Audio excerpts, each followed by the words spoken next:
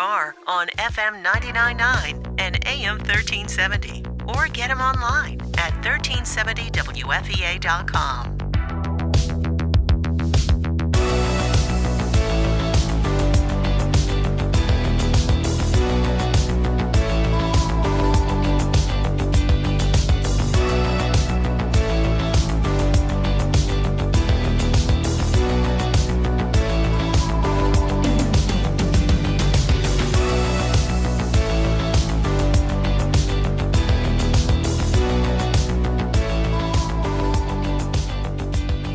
Jared?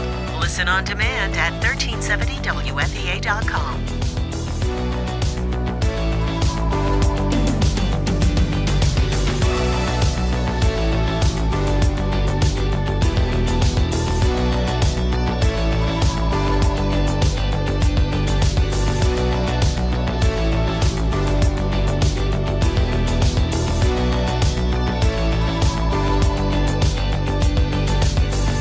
The Jared Goodell Show continues next.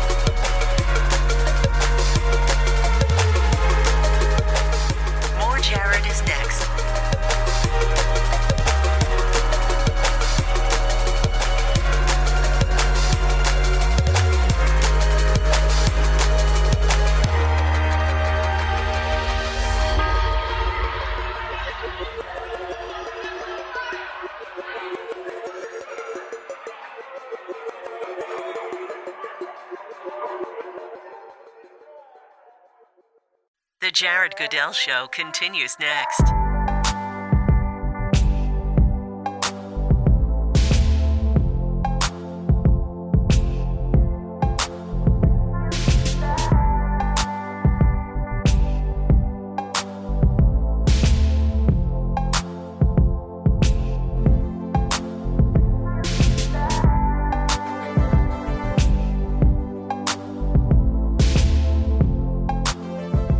Jared is next.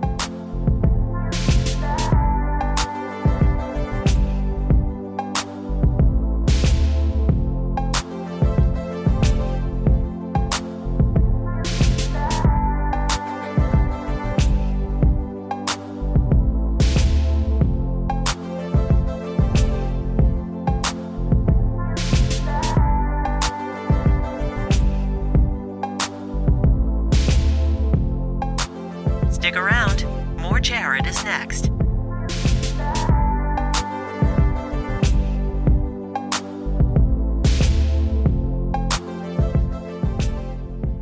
Get Jared in the car on FM 99.9 and AM 1370. Or get him online at 1370wfea.com.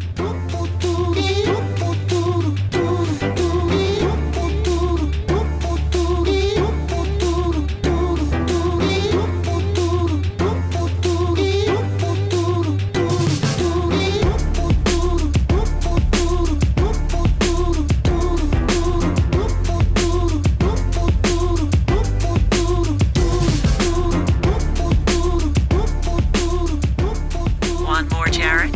Listen on demand at 1370wfea.com.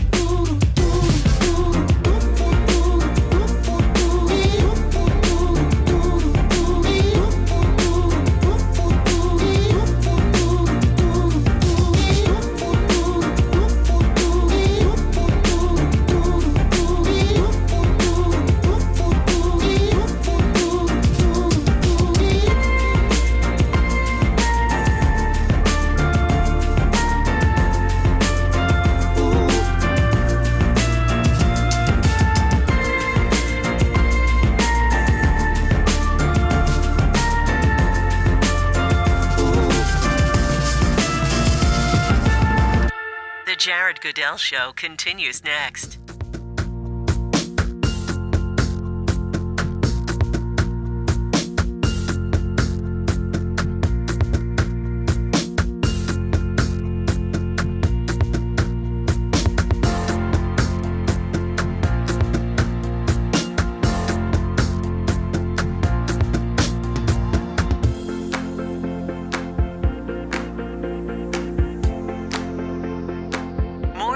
is next.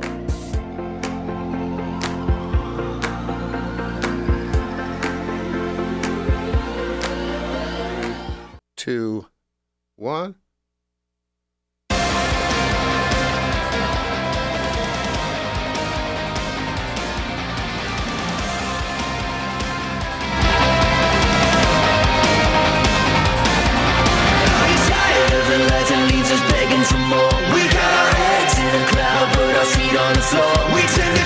Everything that ends up leaving us dry. We need a voice, one voice that is amplified. Can you feel momentum shifting? Can you hear the sound? We were once someone missing, but we haven't found. It starts now. Super Tuesday 2.0 came and went. The results are in. What happened last night, who won big, who lost big, and who dropped out of the race. It's a wild Wednesday morning, and this is the Jared Goodell Show.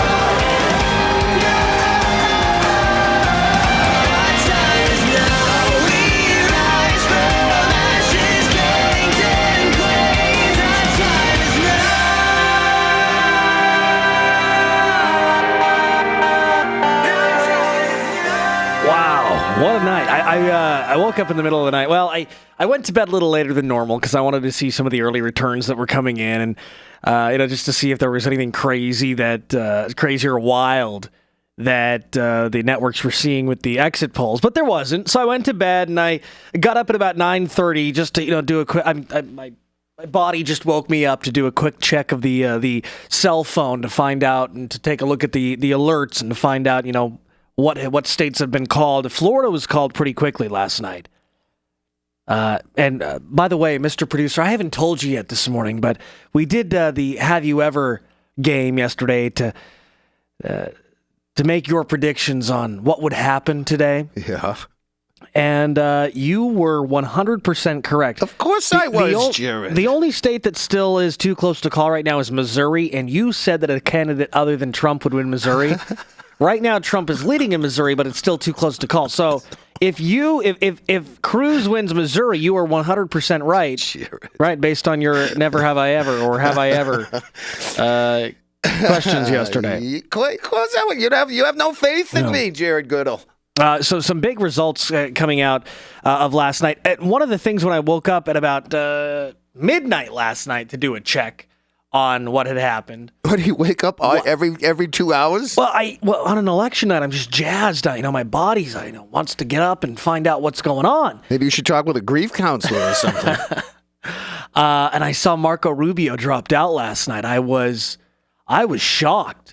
I thought, I honest to God, thought that he would stay in, and I believed him when he said that he would stay in the race. So I was shocked to see the alert on my phone that Marco Rubio had dropped out. We'll get to Marco Rubio dropping out in some concession speeches last night. If you're just waking up this morning and you haven't yet seen the results, Donald Trump did win Florida. He beat Marco Rubio by about 19%. Rubio came in second. 19%. I believe the polls suggested that it would be a 19-point spread. Polls suggested 18%. 18-point spread. And Rubio said, the polls are wrong. They're wrong. Well, he's right. They were wrong. It wasn't 18%. It was 19%. That's pretty accurate, though, huh? You hate when those polls are wrong, don't you? So Trump won Florida by 19%. In Ohio, no surprise here, John Kasich won. 47% of the vote there, Trump with 36% for second.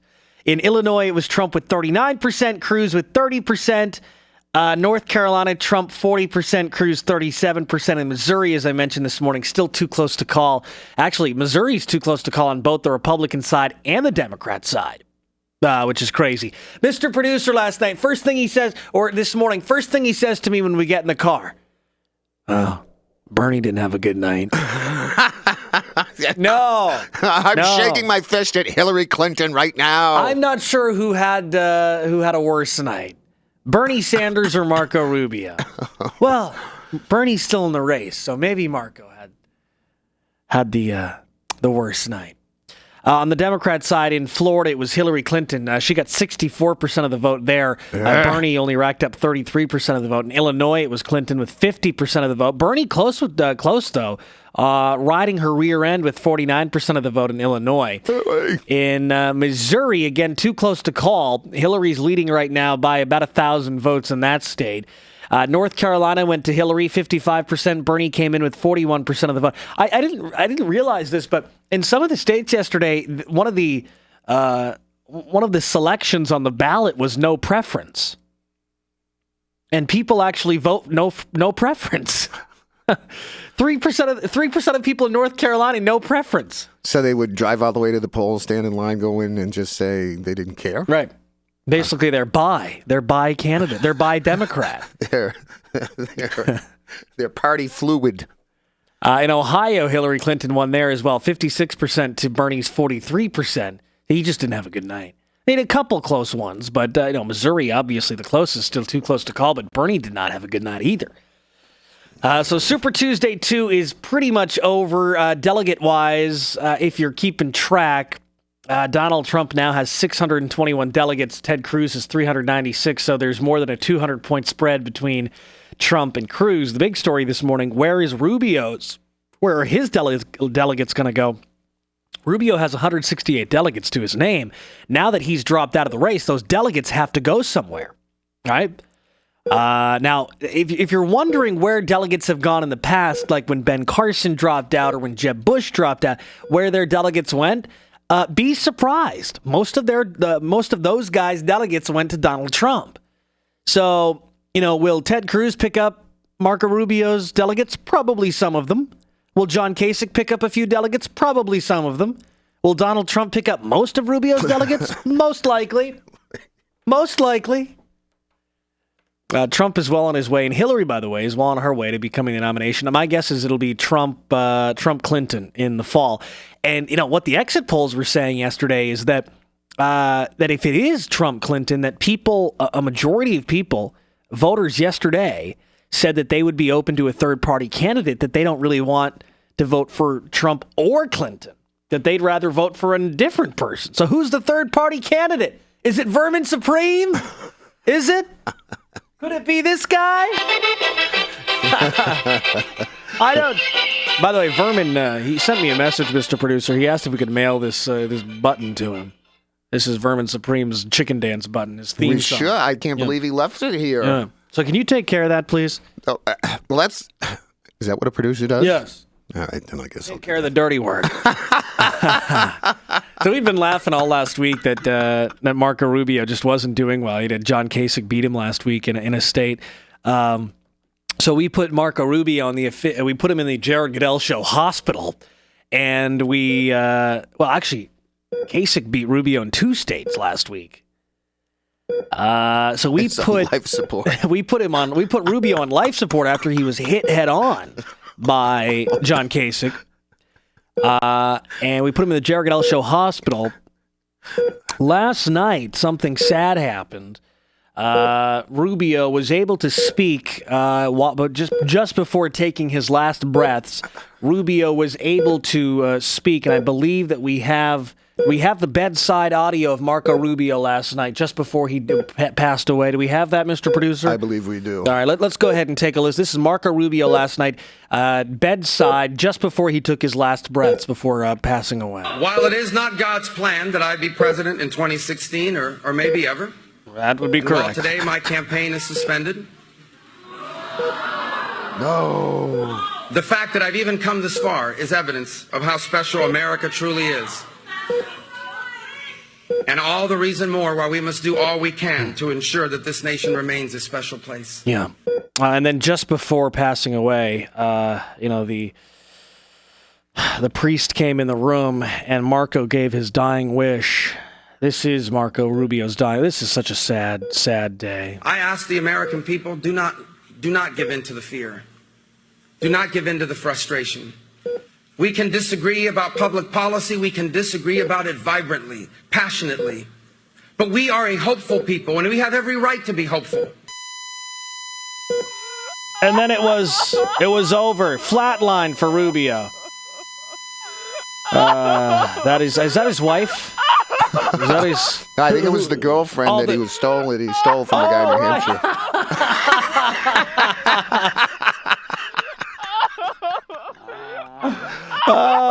So we are in the planning stages right now of a funeral for Marco Rubio. It'll happen this morning at some point. We're not sure when yet. Well, see, the problem is that that he's too short for a normal casket, so we're having to have a custom casket built for him, a short one. Well, because we want to be sustainable. We don't want to put Marco Rubio in a casket that's too big for him. Yeah, lower his carbon footprint. Right. And that's what we're trying to do here. Yeah. So we're working on the Marco Rubio funeral. You can expect that'll happen at some point this morning. I really was surprised that he dropped out of the race last night. Honest to God. I wasn't. Really? I thought that he'd stay in, that he'd wait for the brokered convention. Now Fox this morning is talking about John Kasich being the guy who's going to win at the brokered convention. That John Kasich's going to try to push a brokered convention so that he can be the nominee. Where'd he come in Florida? Kasich in Florida? No, Rubio in Florida. Was it third or second? No, he came in second in Florida. Yeah, but he lost by 19 points. So. No! Well, there you go. We've got more Super Tuesday 2.0 election coverage. We'll get to that after the break. Don't move. Don't miss a second, because we've got some fun clips from last night. I know, right? We got some fun stuff. We're going to get to it after the break. We got more to get to this morning, too, including a new bill that is being proposed here in New Hampshire that would make it easier for heroin addicts and drug users to exchange needles. We'll get to those stories and more this morning. It's a wild Wednesday morning. I'm Jared Goodell, WFEA. Good morning.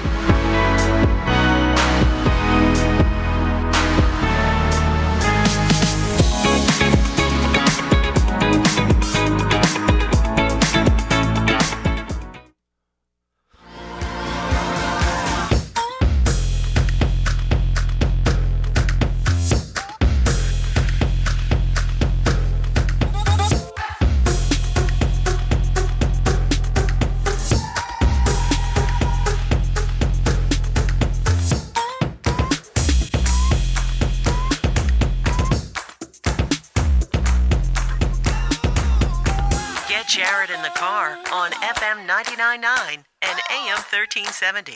Or get him online at 1370wfea.com.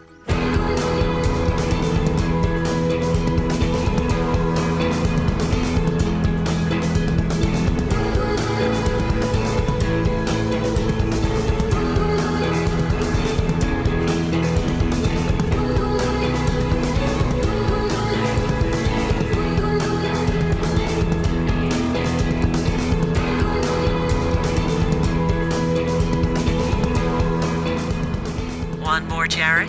Listen on demand at 1370wfea.com.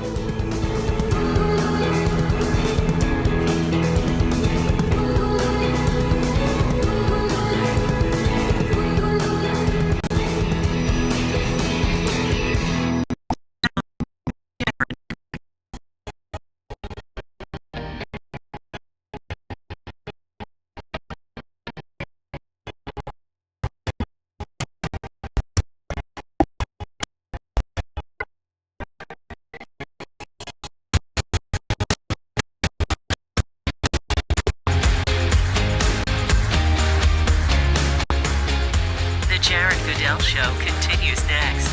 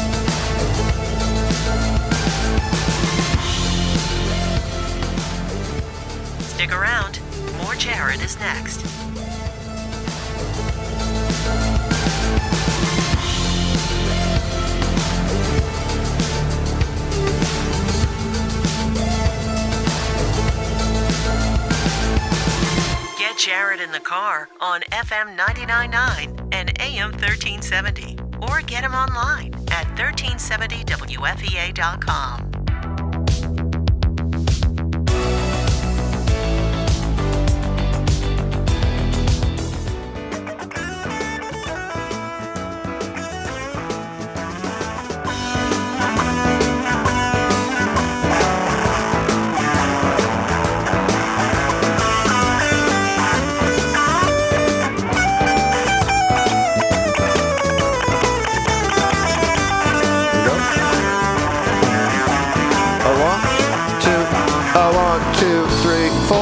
I believe with all my heart that the winner of the Florida primary next Tuesday will be the nominee of the Republican Party. That was Marco Rubio last week.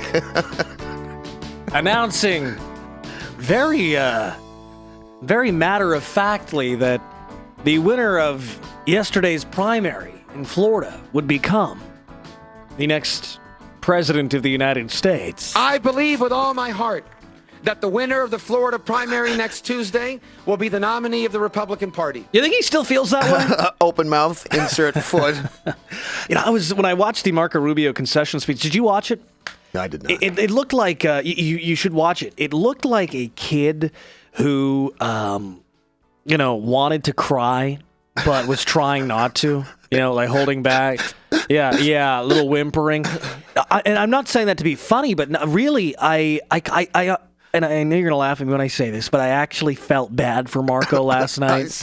I know, right? Because it's going to be tough on these guys. You think about it. It's got to be really tough to, be out on the campaign trail, for a year, not getting much sleep, out with your family, giving it your all. I mean, right through yesterday afternoon, Marco was still saying that he was going to stay in this until the end. No matter what it took. Right. We're going to go to all 50 states. He's going to be riding his pickup truck. Yeah, he said, even if we're out of money, I'll get in my pickup truck and go around and campaign. What happened, Marco? Apparently the tires on the pickup truck aren't in good shape, and Marco didn't have any money left. Well, there's a lot of mileage in it. It's a lease vehicle. So I didn't want to go that far. He's not going to campaign in his truck. Marco Rubio dropping out of the race last night.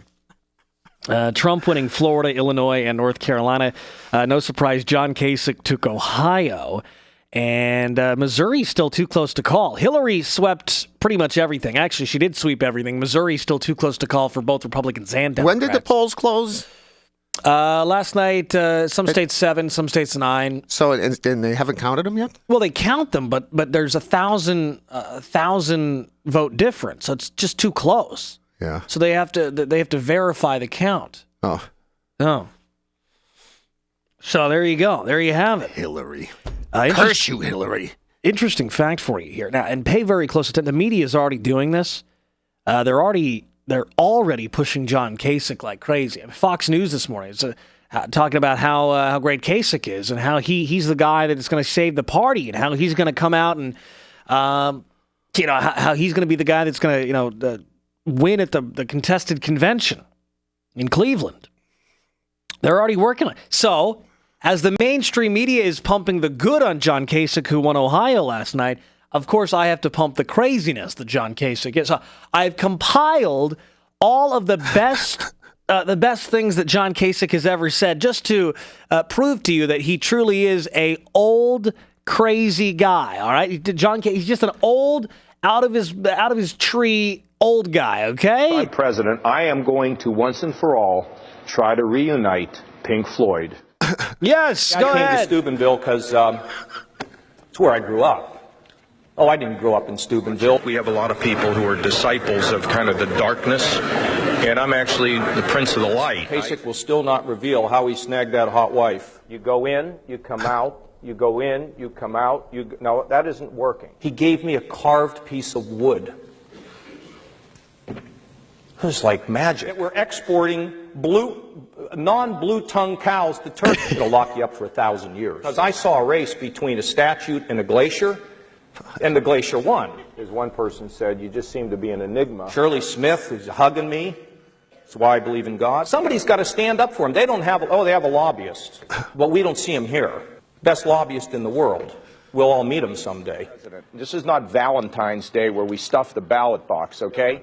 There you go. That's just some of the best of John Kasich's crazy things that John Kasich has said. Well, if he's going to get Pink Floyd back together, he's got my vote. While the media is pumping John Kasich today, I will share with you some of the kookier things that he has stated. It's going to be Hillary and Trump, okay? I mean, I know that's tough for you to swallow, Mr. Producer. I mean, I know you really wanted Bernie. You really wanted to see Hillary crash and burn. You know, it's not about burning. It's about Hillary crashing and burning, yes. I something about that woman, Jared. She's pretty much wrapped things up. She's all set at this point. No, I know. It's really, it is sad. It's killing me. Killing me. But here's the big thing that people are saying in the exit polls: if it is Bernie and Hillary, will there be a third party candidate? Because a lot of people said that they want a third party candidate if it is Trump and Hillary.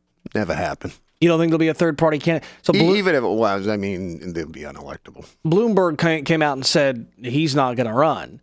But do you think that somebody like Rubio would jump back into the race as a third party candidate? Well, wants to waste more money, spend more gas money in his pickup truck. Do you think Jeb Bush would jump in as a third party candidate? Fail.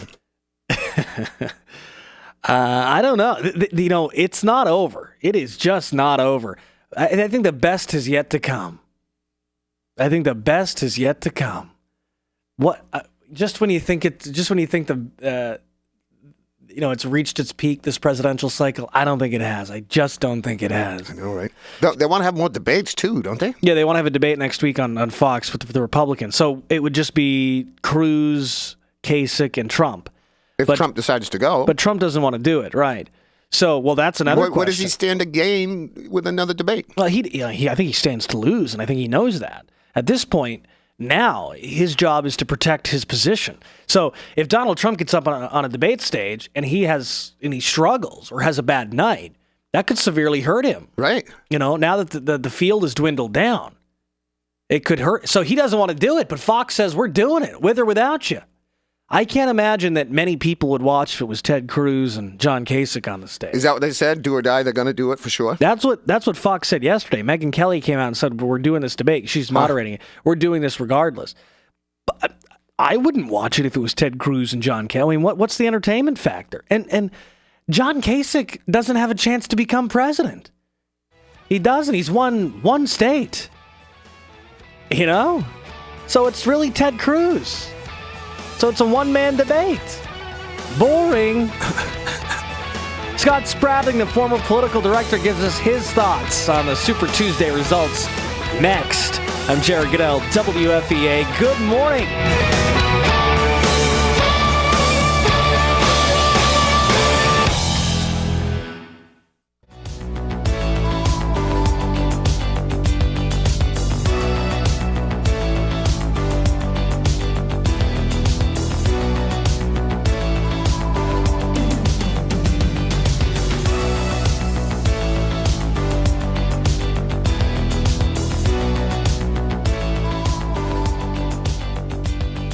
Jared?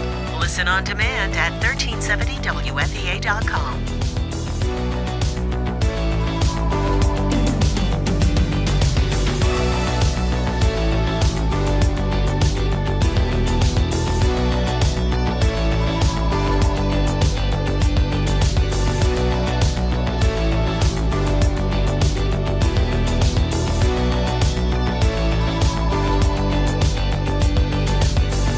The Jared Goodell Show continues next.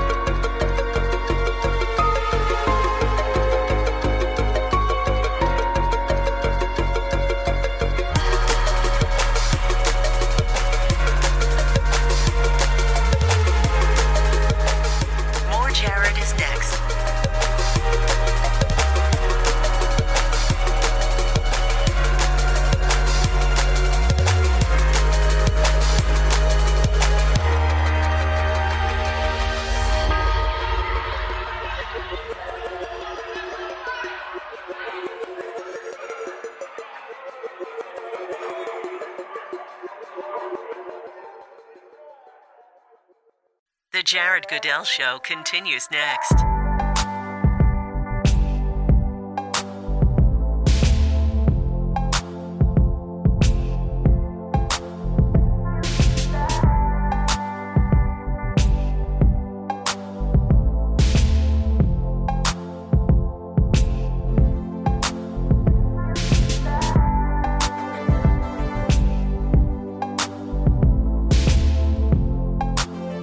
More Jared is next.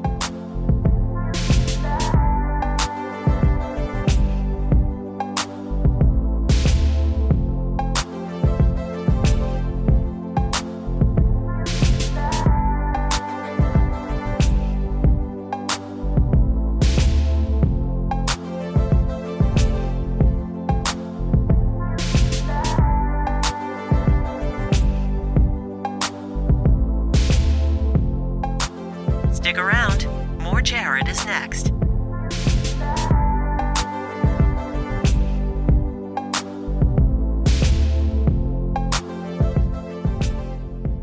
Get Jared in the car on FM 99.9 and AM 1370. Or get him online at 1370WFEA.com.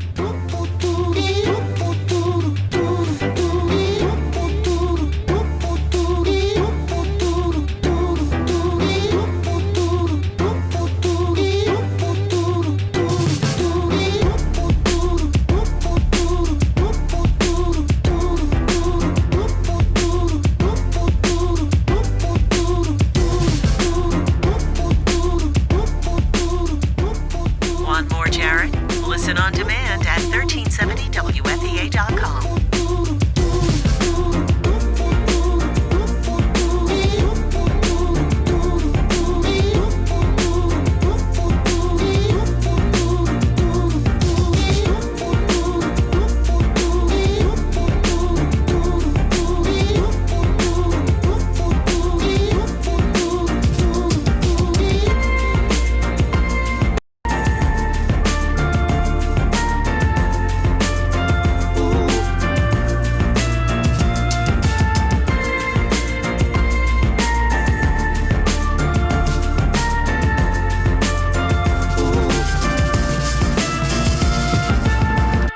The Jared Goodell Show continues next.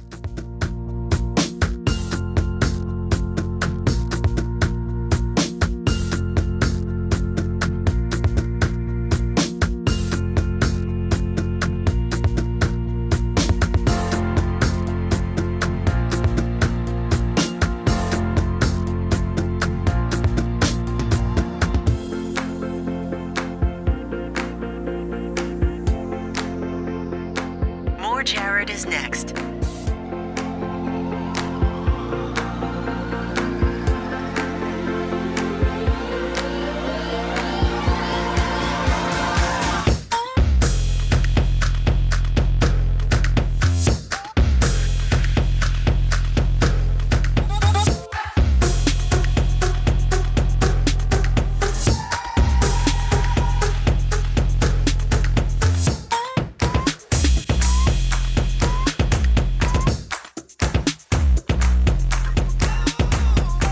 Get Jared in the car on FM 99.9 and AM 1370. Or get him online at 1370WFEA.com.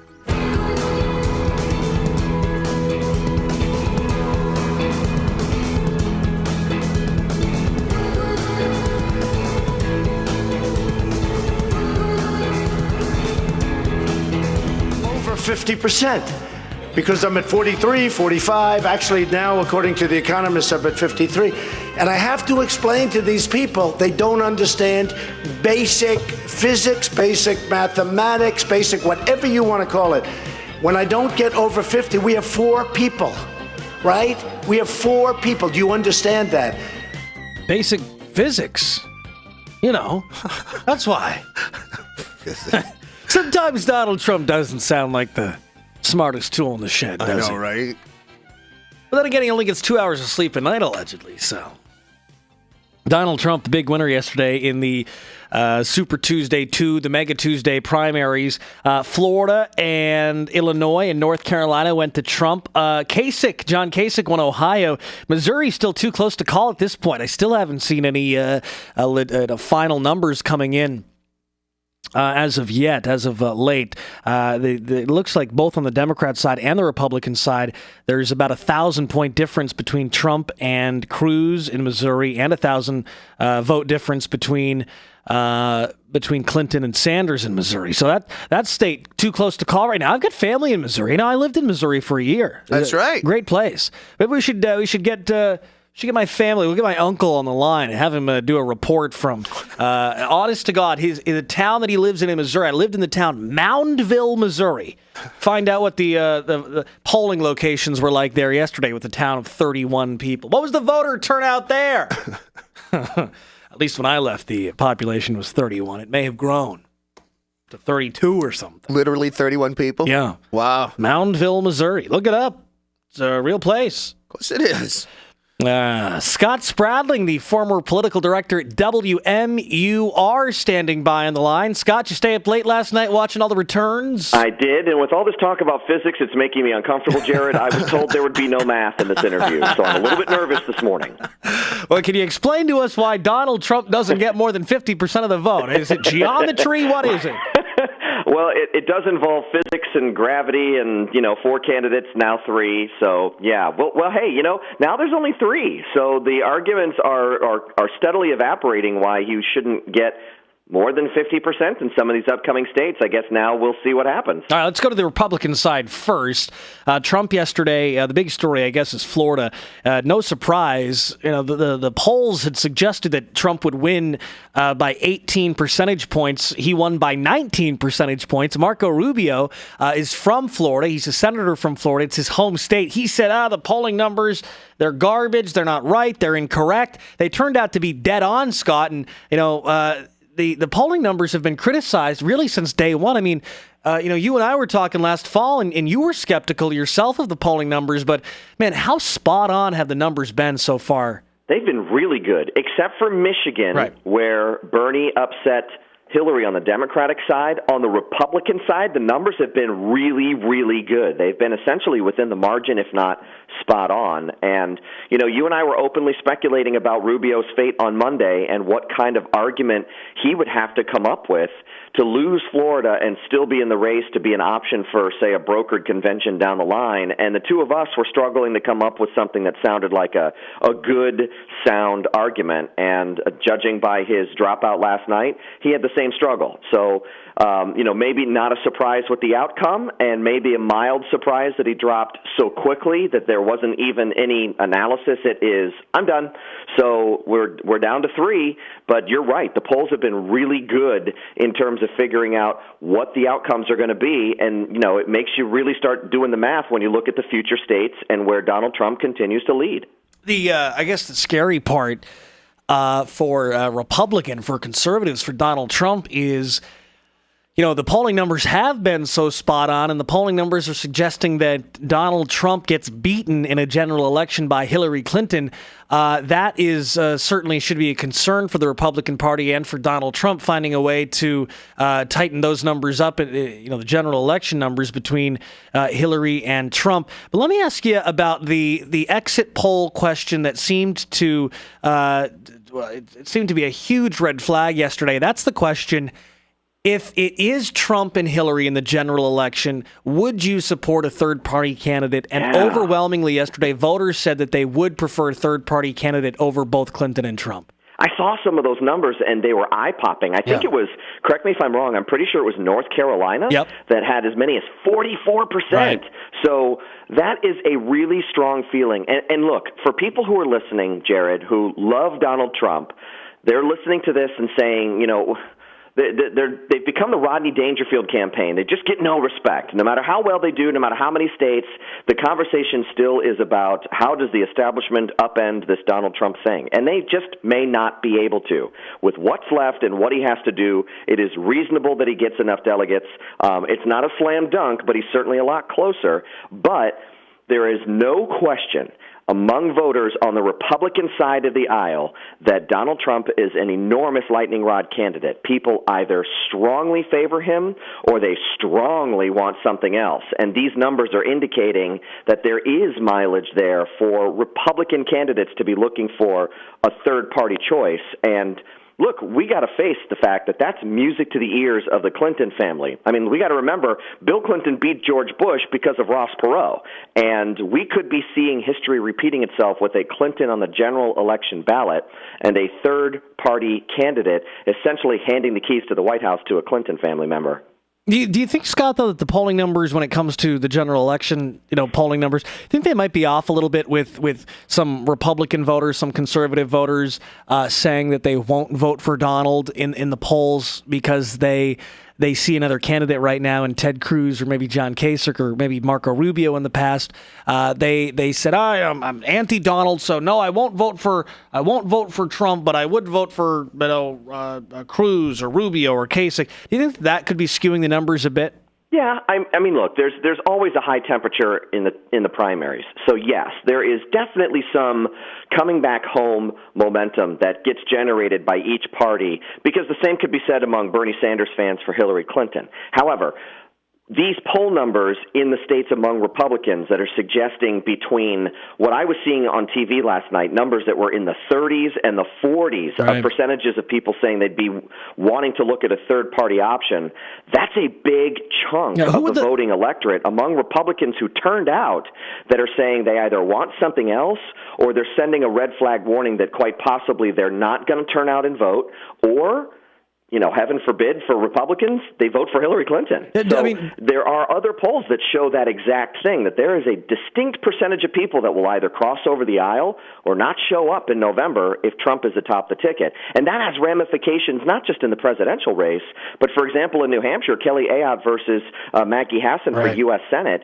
Those kinds of curveballs have an impact on what would ordinarily be a very close race, where the turnout and those high projection numbers will impact. It really makes it unpredictable. Scott Spradling, the former political director at WMUR, on the line with us, talking about yesterday's Super Tuesday results. Trump sweeping big in three states, three key states: Florida, Ohio, North Carolina. Kasich taking Ohio. Missouri still too close to call this morning. Hillary won every state yesterday, but again, Missouri still too close to call on the Democrat side. Who, if a third-party candidate runs, I mean, Bloomberg has come out and said he's not going to run. Who would the third-party candidate be? Would it actually be a legitimate third-party person, or would it be somebody like Jeb Bush or Marco Rubio who's dropped out and decides to get back in, or a Martin O'Malley for that matter? Yeah, that's such a good question, because it comes right down to first and foremost, Jared, it comes down to money. Somebody has to have an absolute gigantic pile of cash to be able to do it, which is why a Bloomberg third-party run was intriguing for the analysts, because we all know he's got the cash to pull it off. To have a former candidate maybe get back in, that could be a piece of last resort. But, Jared, you and I also know that, among other things, the rules for a brokered convention are murky at best, and changes have been made, for example, even back in 2012, that suggest that a candidate to be viable as an option on the convention floor, that person has to have won 8 states, right, so that they don't have some kind of end around on the process. However, the establishment is having to look for an end around on the process. So I really don't know exactly what that would take or who the person would be. You know, it just popped into my mind, and I was thinking about this last night in bed. Could the third-party candidate be Bernie Sanders? I mean, it's pretty clear at this point, Scott, that Bernie Sanders is not going to get the Democratic nomination. But Bernie Sanders has a huge war chest built up money-wise. What if Bernie Sanders were to drop out today, or let's say that he were to not drop out and he were to continue fundraising? What happens to that millions of dollar war chest when a candidate drops out of the race? Where does that money go? Could that money be used for a third-party run for Bernie? Technically, it goes nowhere, and the specific question you're answering, I don't know. I'm not sure what the federal limits are for being able to do something like that. I know that a war chest like that is like an on-off switch for a campaign and for that specific candidate. If you're going to run again, you flip the switch, that's your money, and you can use it. There are specific limits to how you use the money, and there are some things you can do to donate some of it to other candidates. But I don't think, for example, if Bernie said, here, take my money, best of luck, and that it literally is handing it over to somebody else, I don't think that's legal, especially when we're talking about the size of that war chest. Right, but Bernie could use that money to run as an independent candidate. He could. Right. I believe he could. All right. I mean, do you think that that's the most plausible option right now? I mean, do you think that Bernie would get behind Hillary, or do you think that he will jump on the independent side of the ticket for the general election? You know, at the end of the day, that one's maybe a little bit hard to tell, although last night does clarify, at least in the electoral game, that Hillary Clinton now has a substantial delegate lead, and she is a whole heck of a lot closer to the finish line than Bernie is. And you know, Bernie may take this all the way to June and all the way to California, but if in the meantime she wins New York, Pennsylvania, New Jersey, then it's going to be hard for him to justify. He strikes me as someone who will fall in line and endorse his rival and try to bring the party together instead of doing the nuclear option. Now, there's no guarantees in this cycle because we haven't seen anything follow a script, but my gut kind of tells me that that's not what he would do unless this thing goes right down to the wire and he's so close on the electoral challenges that he decides, forget it, I'm going to just continue this battle. But really, it's more a matter of will Hillary cross that finish line. And I was listening to John King from CNN last night. I'll cite my source. And he was basically saying that after last night, all Hillary has to do is keep doing what she's doing right now with these state wins. It doesn't have to be going away. She just has to win the states, and she'll get to the delegate numbers she needs for the Dems to win the nomination. Right. He was saying for Donald Trump, it's a different game. He's got to start winning somewhere close to 60% of what's left with remaining states in order to pull it off. Now, there are some winner-take-all states, and if he wins them, then the math becomes a lot easier for the Trump campaign, but the hurdle is a bit higher. So I just think with all that said, I'm not sure that Bernie goes third party, but you're right. He's got the machine. He's got numbers. I mean, you look at the raw numbers around the country for him. He's really pulling in a lot of votes, and virtually every state has been competitive except for the Deep South. Right. Scott Sprouting, the former political director at WMUR. Scott, always good to talk with you. I don't think we've seen the best of this campaign cycle yet. I think that things are just heating up. I think we're in for a good few months ahead. I think you're right. Scott, always good to talk with you. Hey, we'll take a quick break. When we come back, a bill here in New Hampshire to make it legal for drug users to possess needles. And they'll be able to get needles at any store, not just at a drugstore, not just from a pharmacist, but at a 7-Eleven, let's say, or a Walmart. We'll talk about that bill. Turn away from politics for just a minute. It's 6:49. I'm Jared Goodell, WFEA. Good morning.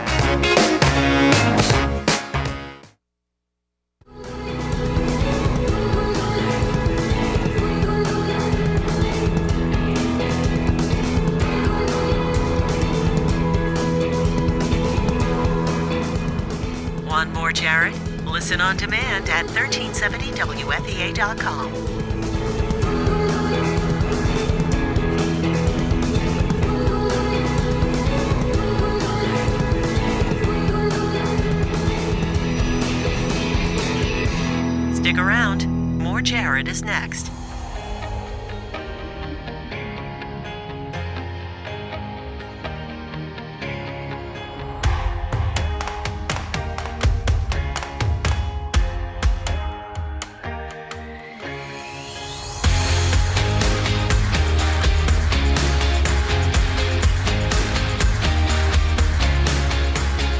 The Jared Goodell Show continues next.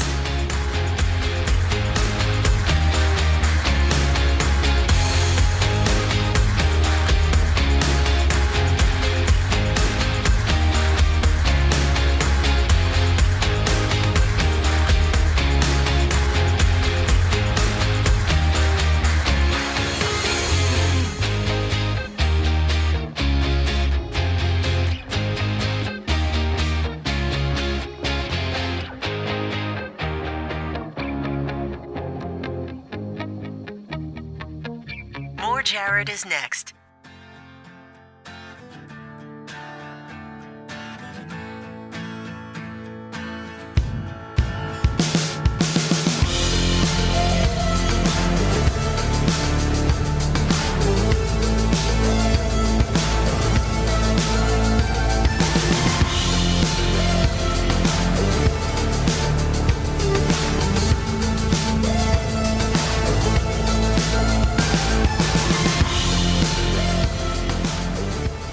Stick around.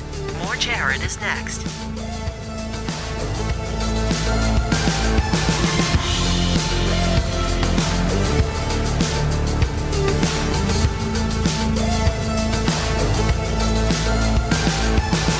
Get Jared in the car on FM 99.9 and AM 1370. Or get him online at 1370wfea.com.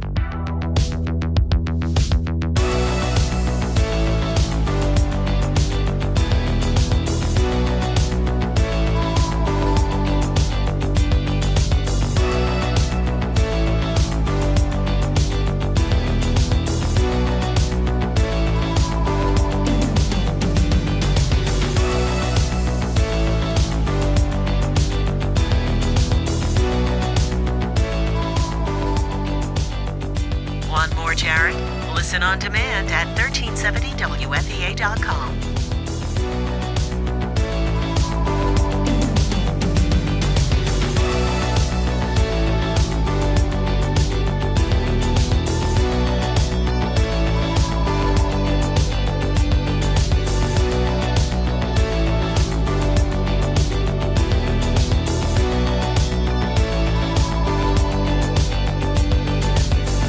The Jared Goodell Show continues next.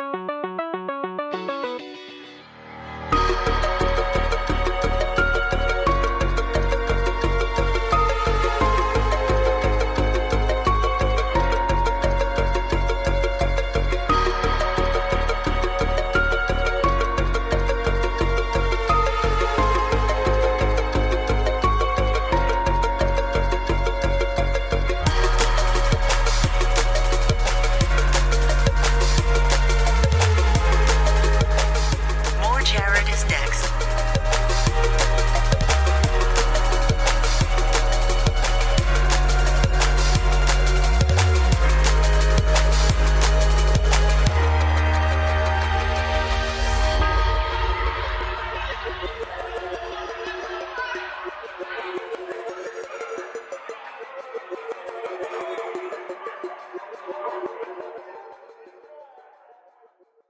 The Jared Goodell Show continues next.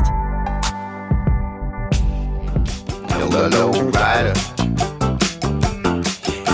The low rider is a little higher. 1, 2, 3, 4. What I've said is we're going to campaign in all 50 states, and we're going to do whatever it takes to ensure not only that I'm the nominee, but that the Republican Party does not fall in the hands of someone like Donald Trump.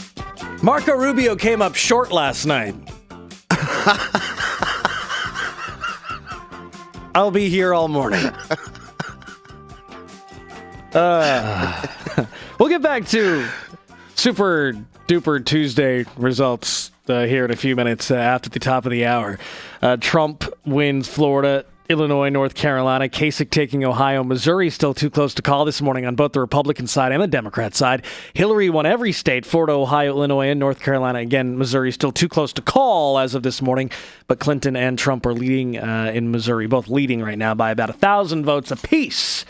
We've been talking a lot about heroin all week long. It seems to have been a theme. In fact, we've been the two top topics since the Jared Goodell Show came on the air here on WFEA, I would say Trump and heroin. Those have been the two big things. This morning, there's a story about a bill that hit a roadblock in the House yesterday. This is a bill, House Bill 1681, which would decriminalize possession of dirty needles. So needles that have been used to inject heroin, needles that have drug residue on them. Right now, they are illegal to possess. So if you're a drug user and you use needles to shoot up, and a police officer pulls you over and finds a needle in your car, a syringe in your car that has heroin on it, you're arrested. Paraphernalia. There's a bill, again, House Bill 1681, that is being considered right now in Concord that would decriminalize possession of dirty needles and open the door for a needle exchange program. But the issue is that law enforcement is objecting to it. They say that removing criminal penalties for possessing a needle with drug residue is an incentive for drug users. And it'll make it difficult for police officers to obtain a warrant to search a vehicle or a warrant to search a home. Oftentimes, a police officer will get a warrant because they find a needle. And a needle right now, again, because it's illegal to possess a dirty needle, a police officer, law enforcement official sees a dirty needle, that's probable cause. Probable cause, yeah. They get a warrant, and then they find the drugs. So the law enforcement is against this. This is what I've been talking about with the insanity of we're really. I feel like we're taking every step to make it easier for drug users to use. I know, right? Is it just me? I just feel like we're not jailing, we're not arresting people for using drugs. We're giving them a safety net in the form of Narcan. We're decriminalizing possession of drug paraphernalia. We're talking about decriminalizing it. I don't think it's good. Deaths are skyrocketing. Yeah, and deaths are going up. And people are scratching their head going, why are the deaths going up? We're doing all these things. Yeah. I would argue that the things you're doing are the wrong things, and that's why deaths are skyrocketing. Bill's supporters, again, here we go with the it just seems like a disconnected view. Bill's supporters say it will save lives, meaning fewer users will get Hep C or AIDS from contaminated needles because they would be able to, this bill would allow them to obtain needles in whatever quantity they want. Right now, you can only get 10 needles at a time from a pharmacist. You can only get needles from a pharmacist. This would allow needles to be sold everywhere. You could buy needles at Walmart. Oh. You could buy needles at 7-Eleven under this bill. It's been deadlocked in the House committee, which means it'll go to the full House next week, and hopefully it's voted down. Make it harder for drug users to use. I'm Jared Goodell, WFEA. Good morning.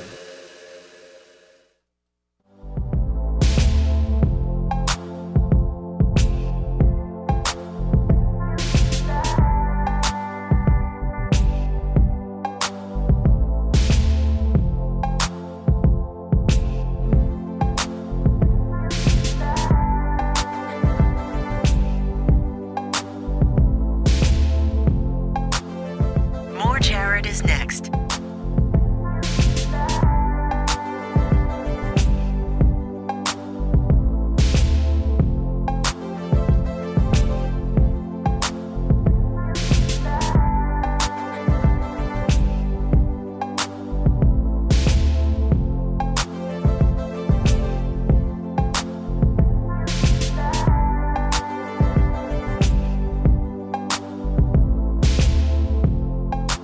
Stick around. More Jared is next.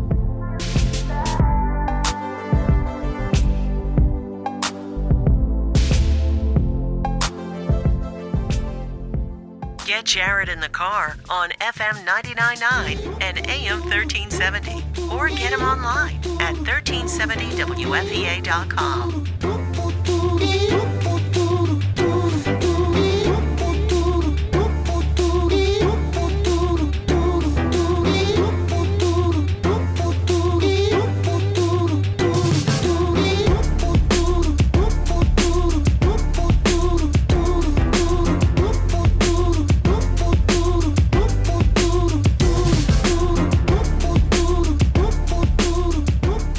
Want more Jared?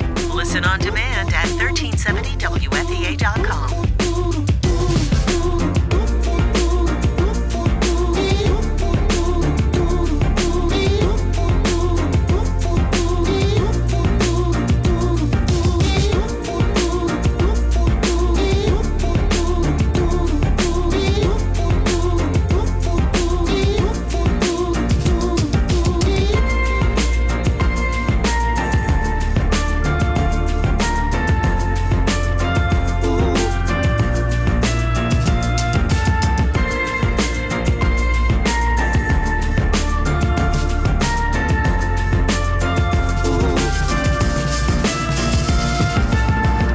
The Jared Goodell Show continues next.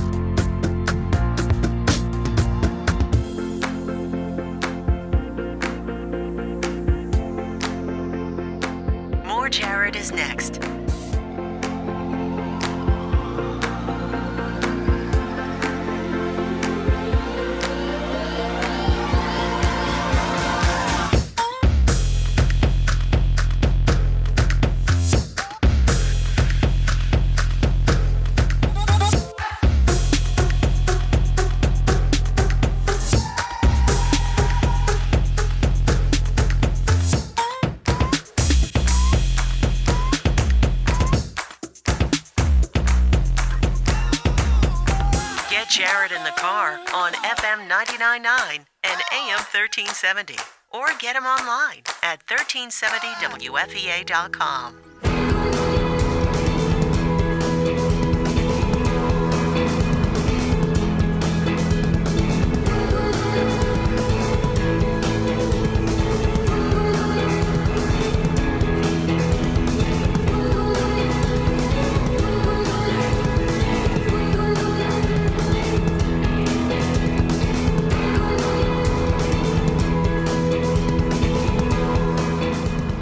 Want more Jared? Listen on demand at 1370wfea.com.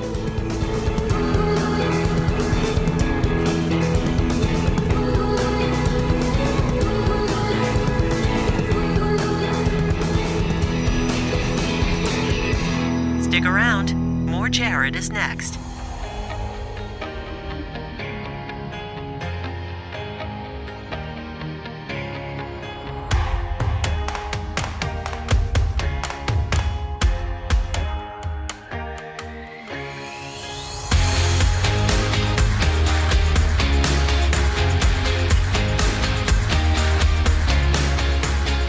The Jared Goodell Show continues next.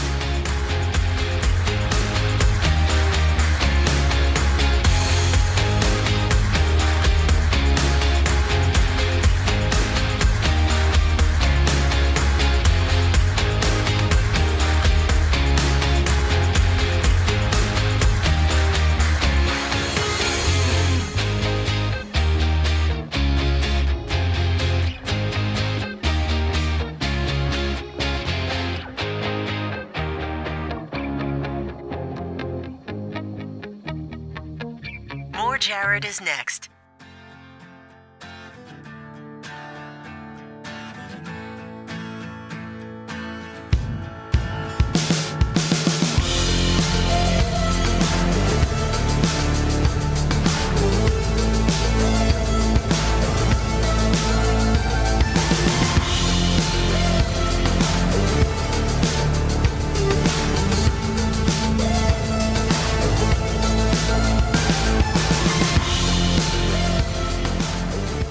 Stick around. More Jared is next.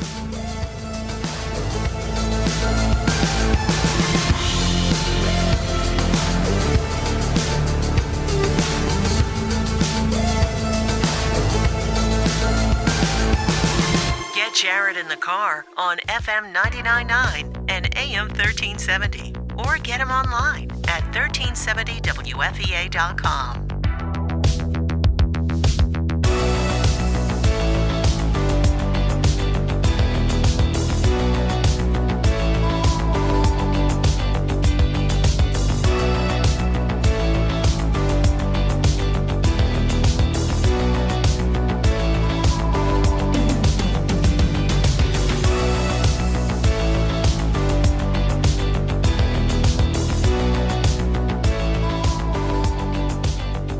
Want more Jared?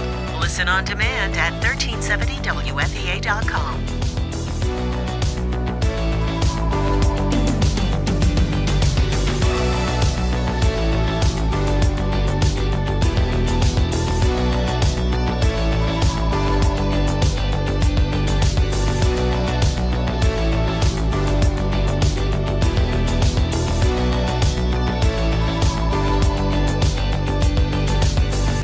The Jared Goodell Show continues next.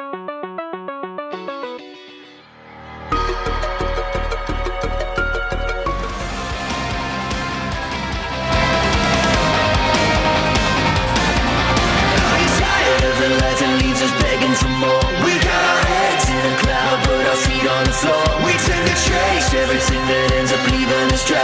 We need a voice, one voice that is amplified. Can you feel momentum shifting? Can you hear the sound?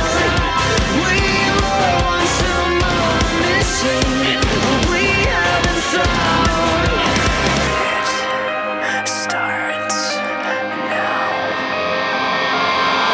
Super Tuesday 2.0 has happened. The results from yesterday's primaries, who dropped out, the big shocks, we'll get them for you this morning. Plus, God, I don't know. Should we do this? Marco Rubio's funeral this hour. I'm Jared Goodell. It's Wednesday morning.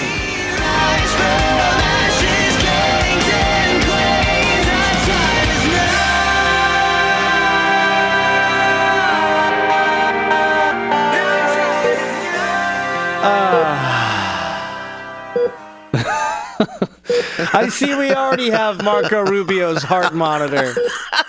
Of course, this is his heart monitor before. I'm sorry. This is his heart monitor before he passed away last night. By the way, I just was handed a note. Uh-oh. The Jared Goodell Show Quack Pack president, Ferris, he called the business line, left a message. He said that he doesn't want us to worry, that he hasn't been calling in lately. He's been busy with the Trump campaign, and he will be calling either today or tomorrow. Okay? Well, we got a lot of guests lined up for today. Right. Well, so there you go. Now you know about Ferris. Thank you, Ferris, for letting us know.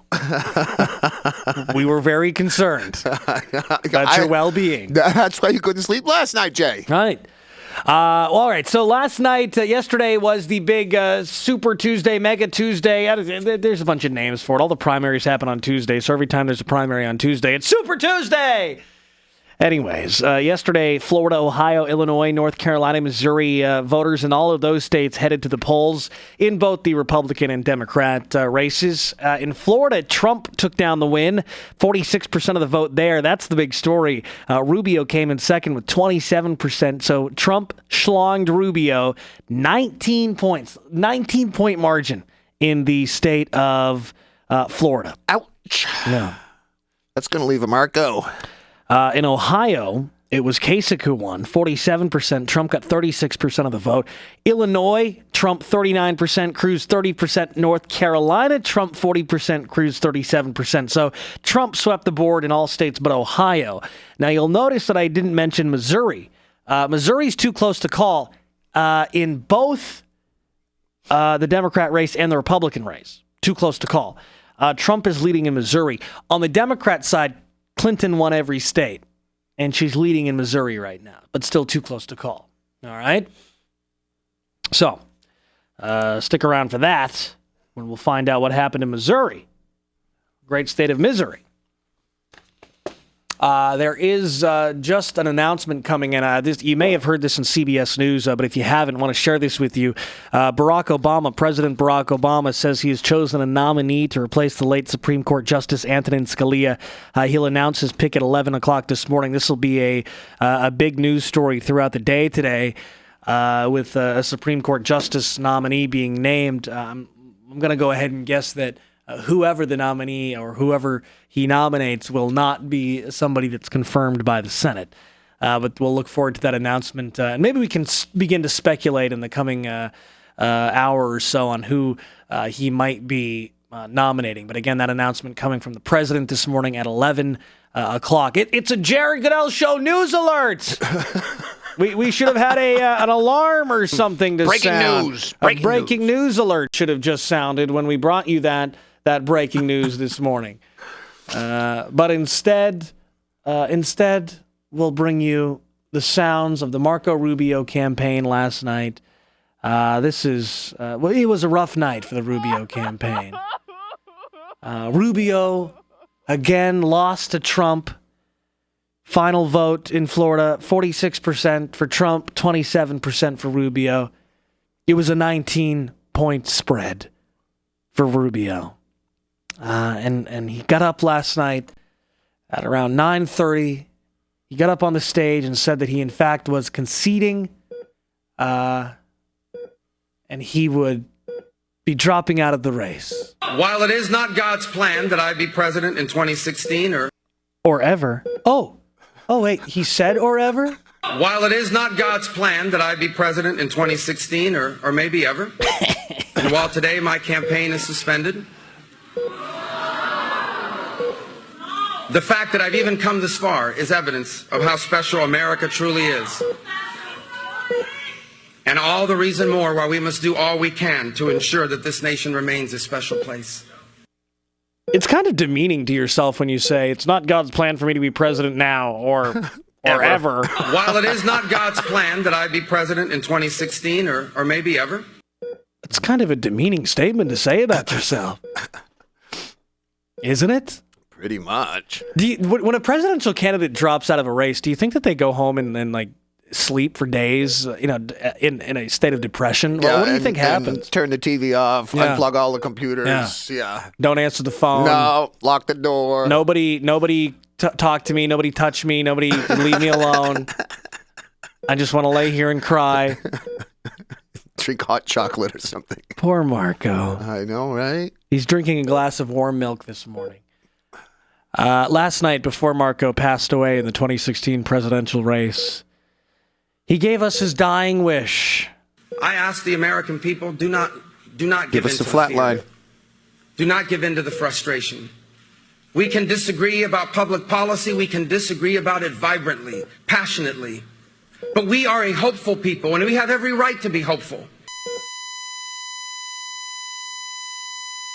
And so it was over. The story of Marco Rubio. A campaign of promises that always came up short. A campaign where when things didn't go well, he put on a pair of high-heeled boots and tried to reach higher. Rubio tried to reach for the stars. He tried to reach for the levels that Donald Trump stood at. But Rubio, being the short guy that he is, he always came up short. Today we mourn the loss of Marco Rubio's presidential campaign. Size of the coffin. Marco's body is remaining at the morgue this morning, the presidential candidate morgue. Unlike Jeb Bush, Marco Rubio is short. And to keep his carbon footprint small, a special casket has been ordered. It's a midget casket, if you will, a dwarf casket, so that there's no empty space inside Marco Rubio's casket. His body will be laid to rest at some point in the next few days. Marco's girlfriend, the woman that he stole here in New Hampshire, was heard crying at his bedside yesterday. It's such a sad day, isn't it, Mr. Producer? I'm very sad here today. Yes, I am. I'm sorry. You know we're going to hell, don't you? Oh, yeah. We're going to enjoy the ride, though. You know we're going to hell. Did you hear this audio soundbite of Marco last week? I believe with all my heart that the winner of the Florida primary next Tuesday will be the nominee of the Republican Party. Probably. You're probably right, Marco. I'm guessing that Donald Trump will be the Republican nominee after he swept 3 of the states yesterday, and soon to be the 4th when the Missouri numbers are finalized. Oh, man. I believe with all my heart that the winner of the Florida primary next Tuesday will be the nominee of the Republican Party. Just watching the Rubio speech last night as he was giving up his presidential campaign, as he was breathing his last breath, I actually felt bad for him. Just watching his face. He always his face has that swollen look to it. His cheeks are kind of swollen all the time. Molar. Yeah, so it always looks like he just got out of the dentist chair from getting some cavities filled. Don't forget to use your fluoride, little Marco. Floss. Do you want a free sticker and a toothbrush, little Marco? A dinosaur sticker. Oh, Jared, you are going to hell. No, but with his swollen cheeks, they were a little red last night, a little extra, like he had been crying. Oh, no, so I actually felt bad for Marco last night. I mean, what do you think these presidential candidates go through? Like, what goes through their mind You know, what is, because Marco for the last week has been saying, I'm not dropping out. The rumors aren't true. Even if I lose Florida, I'm going to continue on. I'm going to campaign in all 50 states. If I run out of money, I'll get in my pickup truck and I'll drive around the country. You know, and then you get up on a stage and you say, God doesn't want me to be president now and maybe not ever. What is that? What does that do to your pride? You know what I mean? Are you sniffling in there, Mr. Producer? Are you? It's really kind of touching.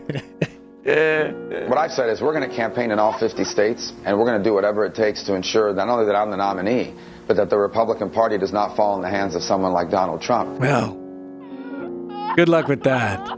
Dean Prentice, the Jared Goodell Show sports guy, will join us after the break. We'll get Dean's take on the primaries yesterday. We'll get Dean's thoughts on Trump becoming the nominee, Clinton becoming the nominee. It looks like that's who will be on the ballot in the fall.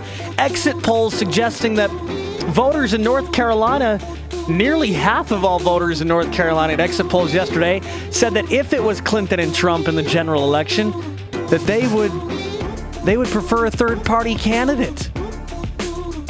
So I'm thinking about running for president. No, actually, Obama has announced today that he will be running as the third-party candidate this fall. So there you go. That's good news, right? 4 more years.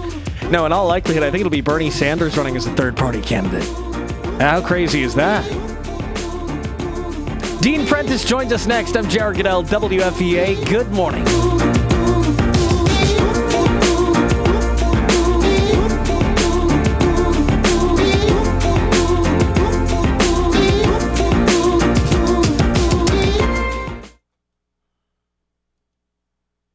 Border's clear. I think that was good radio. Yeah? Yeah, that was funny. It was killing me. I just do it.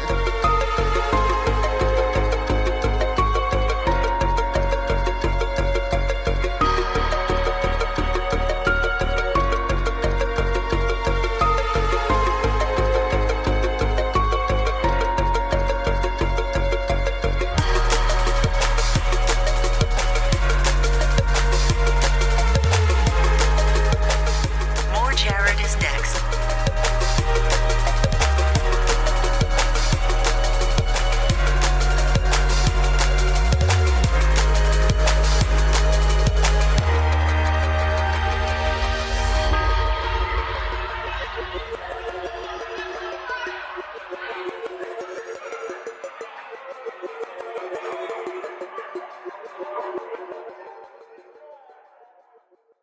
The Jared Goodell Show continues next.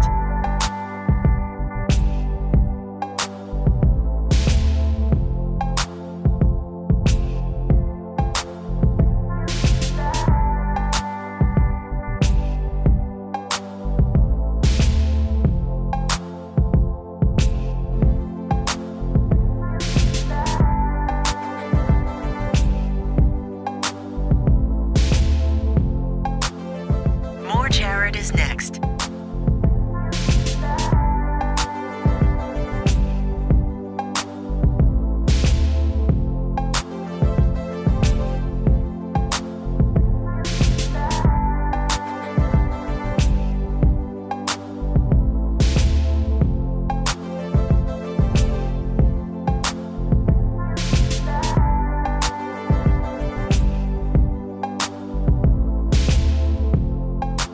Stick around. More Jared is next.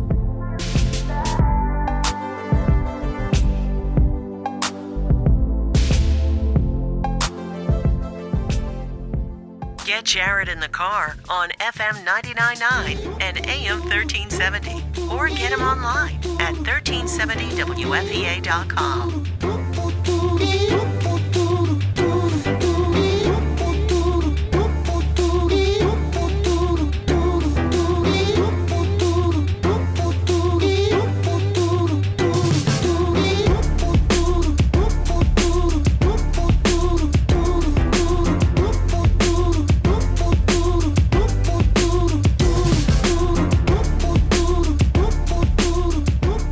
Want more Jared?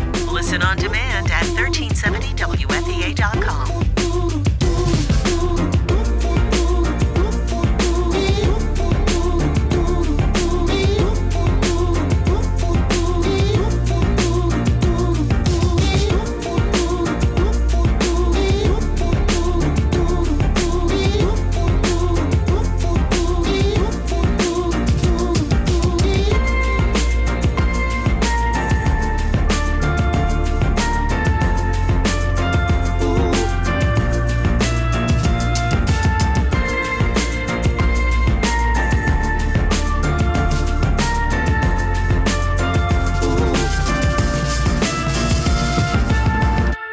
The Jared Goodell Show continues next.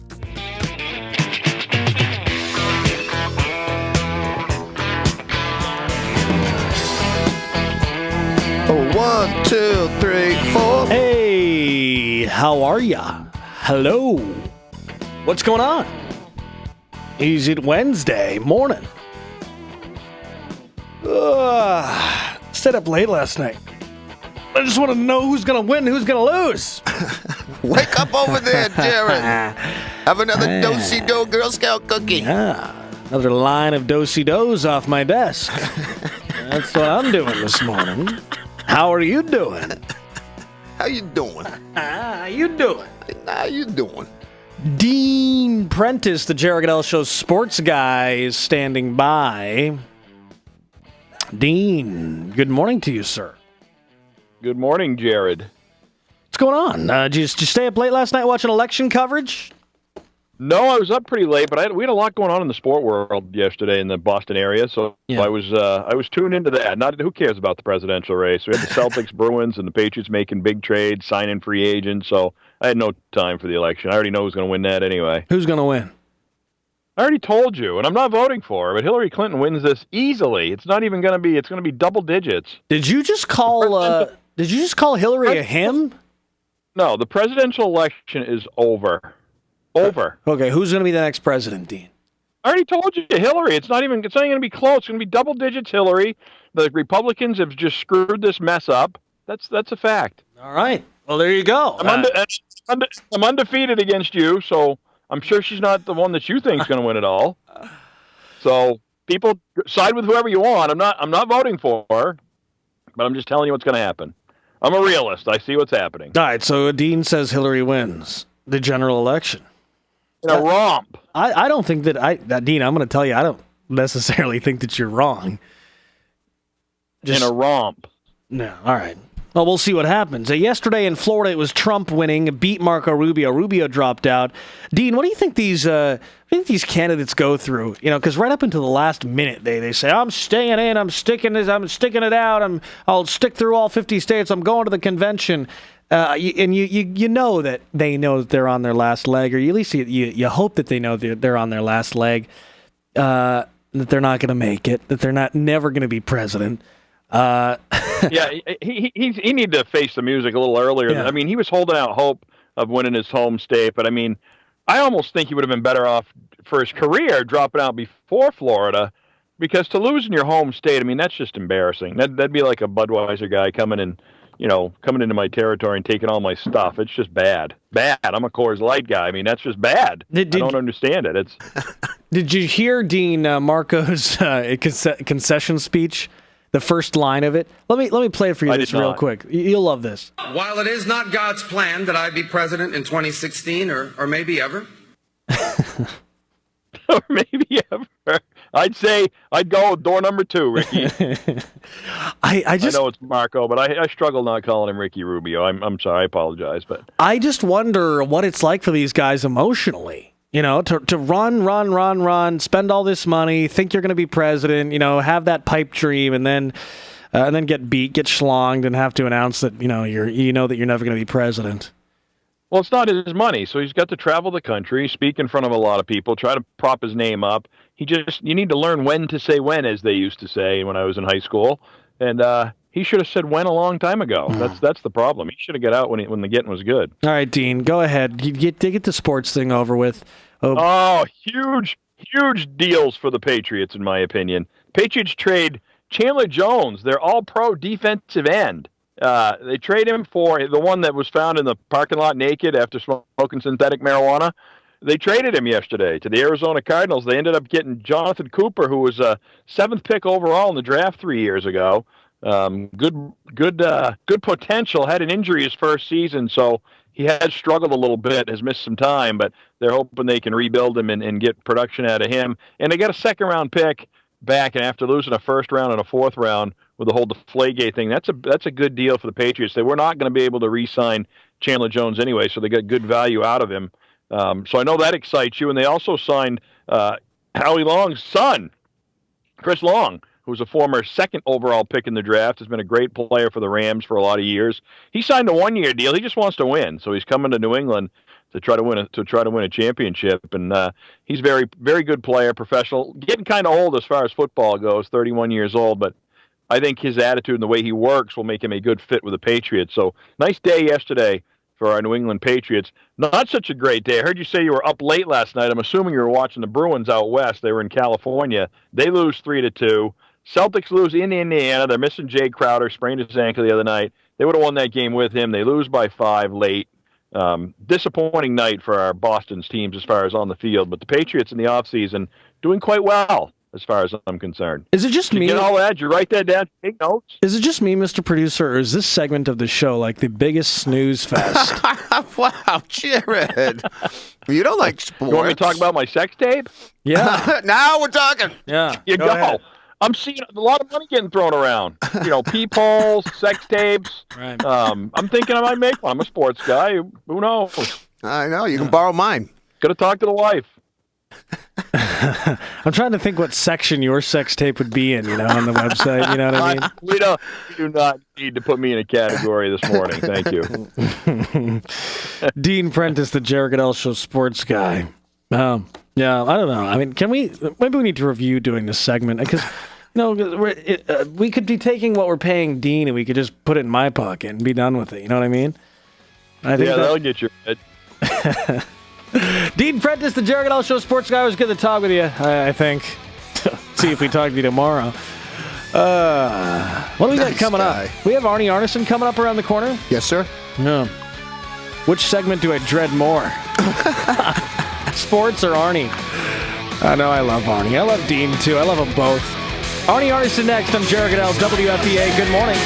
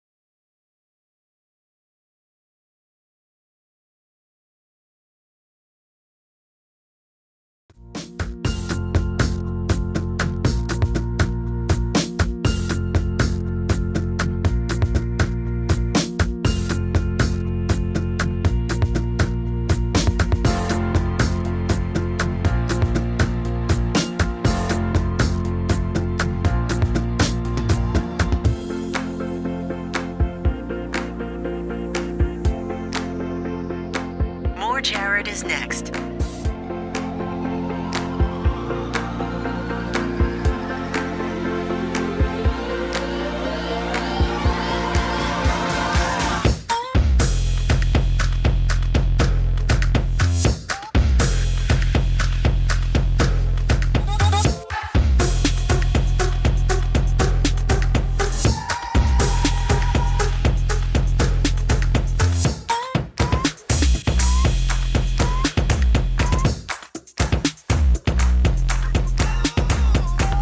Jared in the car on FM 99.9 and AM 1370. Or get him online at 1370wfea.com.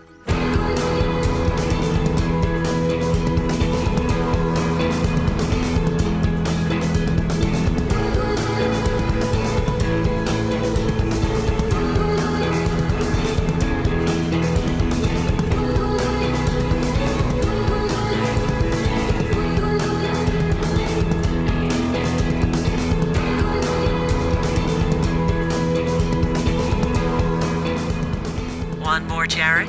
Listen on demand at 1370wfea.com.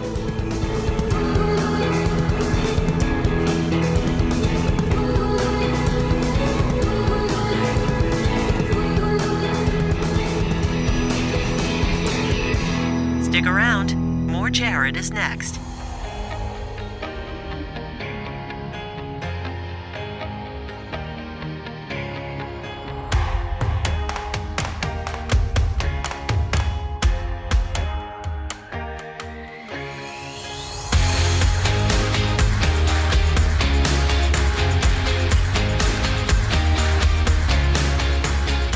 The Jared Goodell Show continues next.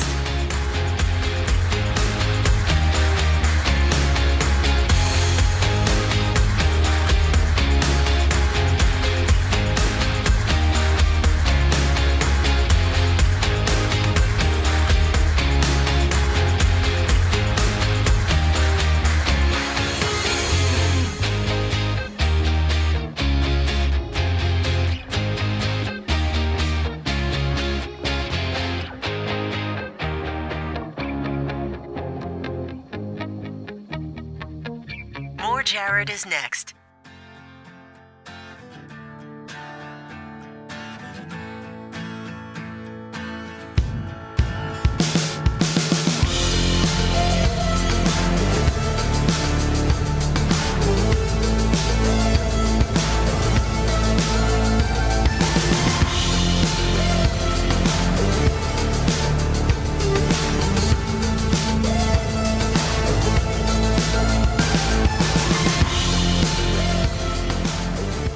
Stick around.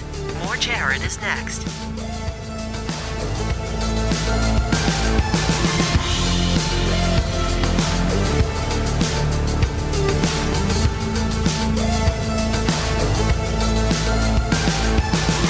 Get Jared in the car on FM 99.9 and AM 1370. Or get him online at 1370wfea.com.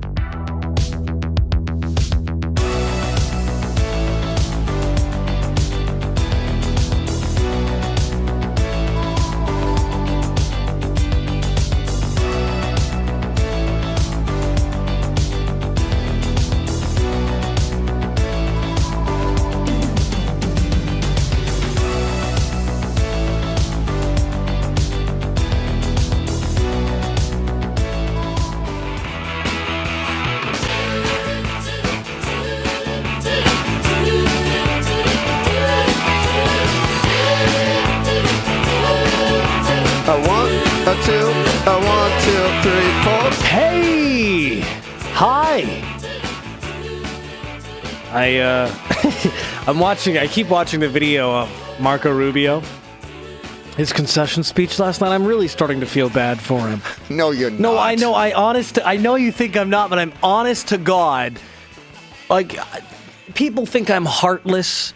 They think I'm a mean person, but I'm really not. I just play one on the radio, and Jared, you're not a mean person. No, I'm the softest person you'd ever meet, I think. Well, anyway, and I see this Marco Rubio concession speech. I start to feel bad for him. I don't know. Yeah. But regardless of how bad I feel for him, I have to continue to play this soundbite. I believe with all my heart that the winner of the Florida primary next Tuesday will be the nominee of the Republican Party. That was Marco Rubio last week. I think when Marco said that, he was thinking that he would be the winner of the Florida primary and, that he would be the nominee. Not how it happened. Not so much. No. Rubio was beat by 19 points last night by Donald Trump in Florida. By the way, the Fox News did a bit with everyone because Trump gave his speech last night at Mar-a-Lago, and so Fox News went around and just talked to all the guests, the visitors at Mar-a-Lago, about just how wonderful it is, and they took some cameras inside the bathrooms where everything is plated in gold. I would do anything before I die. I want to go to the bathroom. I want to sit on a toilet seat made of gold. That's all I ask. Come over to my house, Jared. Cool stuff. Arnie's seen standing by. Arnie, good morning to you. Well, I can tell you that as a child, I used to go to Fifth Avenue and go shopping with my very, very rich aunt, and we would go into Bergdorf Goodman's bathroom and, Bloomingdale's bathroom. You could sit on marble. Not exactly gold, but you could sit on marble. So I can tell you how to score something because I don't think you'll ever get to Donald. But who knows? Are you close with Corey Lewandowski? I mean, I know he punches out women, but I'm sure he won't punch out you, Jared. He'll love you. And we saw that he got a hug from Donald Trump last night as everyone was suggesting that there's a problem with Corey Lewandowski, our own New Hampshire Corey that's running Donald Trump's campaign. There was an almost coup within the Trump campaign because they think the guy is so over the edge. But instead, what did Donald Trump do? I love you, Corey. Thank you so much. And that sent the message, don't touch my boy. Arnie's referring to Corey Lewandowski, who is Trump's national campaign manager. He's from New Hampshire, who lived in Bedford, lives in Bedford, I think. Still does, He still does, right. And Arnie's referring to the allegation that Corey Lewandowski shoved a Breitbart reporter. That Breitbart reporter, by the way, whose story has not been found true. In fact, there's video evidence that suggests that she maybe was making things up or that Corey was not involved. And that same Breitbart reporter has left Breitbart. Well, so has I think so is the managing editor of Breitbart. Breitbart is now completely fallen apart on this issue. So just to let you know, and you have to ask the question. So then if Breitbart hires reporters that lie, how do you trust Breitbart?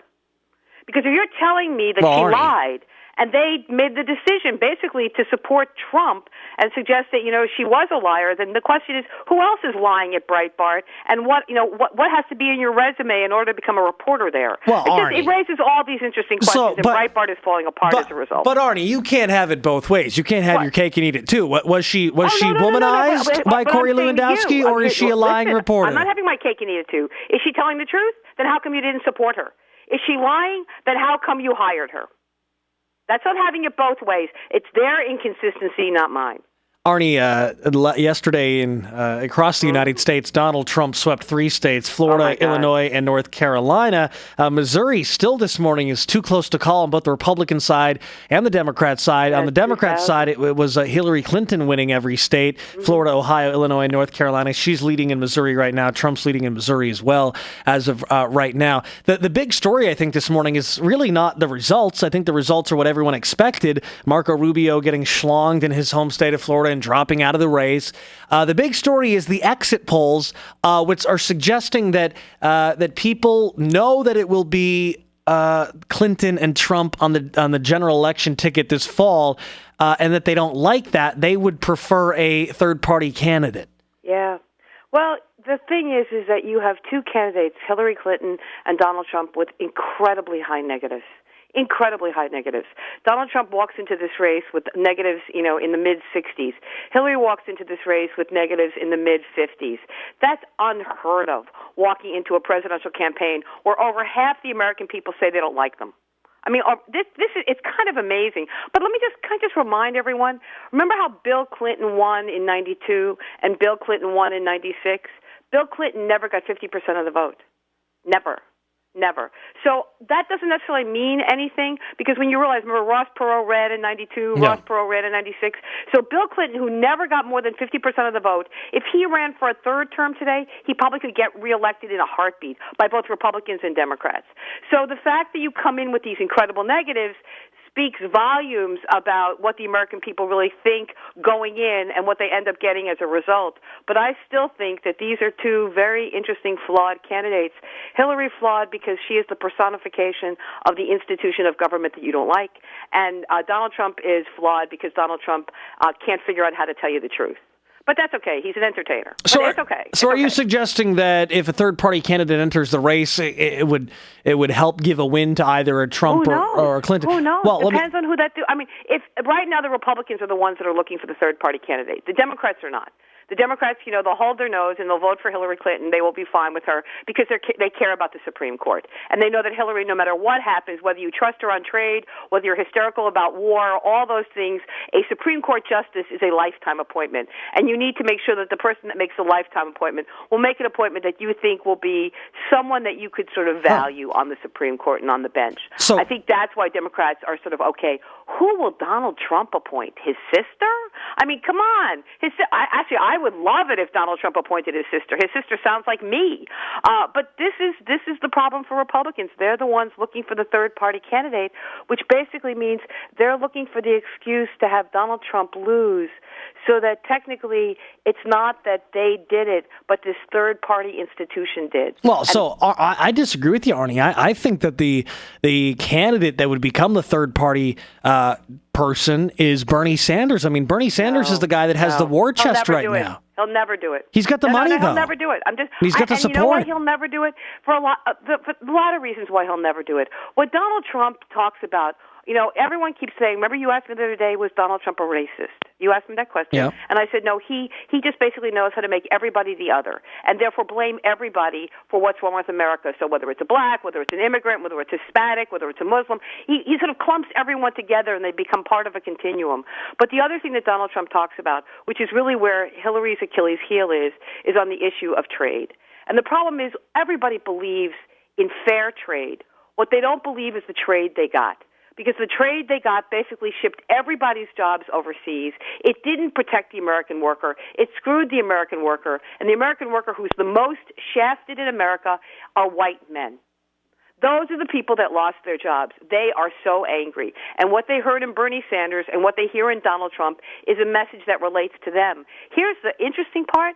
There are a lot of other people who also see stagnant wages. There are a lot of other people who look at the Republican Party who's never given a crap about working people because they basically wanted to make sure that the Koch brothers and oil and coal and gas and pharma and insurance companies and Wall Street all got supported. But let's take a look at what insurance companies did to regular people. They basically made sure they were underinsured or uninsured. What did pharma do? It made sure that the cost of drugs were so out of sight that nobody could afford it. What did oil and coal and gas do? They made sure that they got tax benefits so they could drill anywhere, frack anywhere, and half of New Hampshire right now is fighting a pipeline. We're talking about Republicans fighting the pipeline. So it's going to be a very interesting election, Jared. Very interesting. And the thing that Republicans have to figure out is who would that third-party candidate be, and who would anybody want to follow? When you look at the exit polls, Arnie, Donald Trump has done really well and did do very well yesterday with every demographic. So explain to me, if Donald Trump is this, he's being described in the media as a racist. You've got the president. He wasn't. I told you what he was. He was. I know what blamer, you told me. Not a racist. Right. He's a blamer. Well, I want to ask you, why is he doing? If the media is making him out to be Donald Trump is a racist, he's a xenophobe. You've got Hillary Clinton saying it. You got Bernie Sanders saying it. You've got the president of the United States saying it. How come he's doing so well with Latinos? How come he's doing so well with African Americans? Of course he is. Doing well with Latinos. But he is. For the 17 Latinos that vote on the Republican ticket, vote for Republicans, he's doing well with those Hispanics. If you look at where the Hispanic vote is going, if you look where the black vote is going, it is not going to Donald Trump. I mean, it's not going to Donald Trump. Yes, he's doing well with those that pick up a Republican ballot, but there are so few of them to start. Well, what do you make of all the Democrats? 40,000 Democrats in Pennsylvania have left the party to vote as the Democratic Party to vote as a Republican. In Florida, you had thousands of people who changed their party affiliation from Democrat to Independent or Republican. In Ohio, thousands of Democrats picked up a Republican ticket not to vote for Donald Trump, but to vote for Kasich. Part of the reason why Kasich was so successful in his state was not because of Republicans. He was successful in his state because Democrats were so horrified and so offended by Donald Trump that they decided to sacrifice their choice and support Kasich, because at least they said Kasich may still have a shot if it turns out to be some kind of a brokered convention. Because I don't think Donald Trump is going to win it on the first round. And as a result, if he doesn't win it on the first round, then all hell breaks loose. The question is, who is the candidate that can sort of tap down the hell? And I think they're seeing Kasich as potentially the person to do it. Arnie, it's going to be interesting. I've been watching this story, and I've been wanting to ask you. I've been forgetting. Sure. What is your take on Caitlyn Jenner coming out saying that she supports Ted Cruz and that Hillary Clinton would be the worst president, that she doesn't stand up for women? What do you make of Caitlyn Jenner, the transsexual person, the transgendered person of America, the most widely known transgendered person, formerly Bruce Jenner? What do you make of her coming out? Caitlyn Jenner is very rich. And Caitlyn Jenner would rather go with Ted Cruz, who will make sure that she doesn't pay anything in taxes. Before she's transgender, she wants to keep her cash. Okay, there you go. It's all about money. On the It's View, all about money. And if you look at what Ted Cruz wants to do, he even wants to get rid of the income tax and do basically a consumption tax.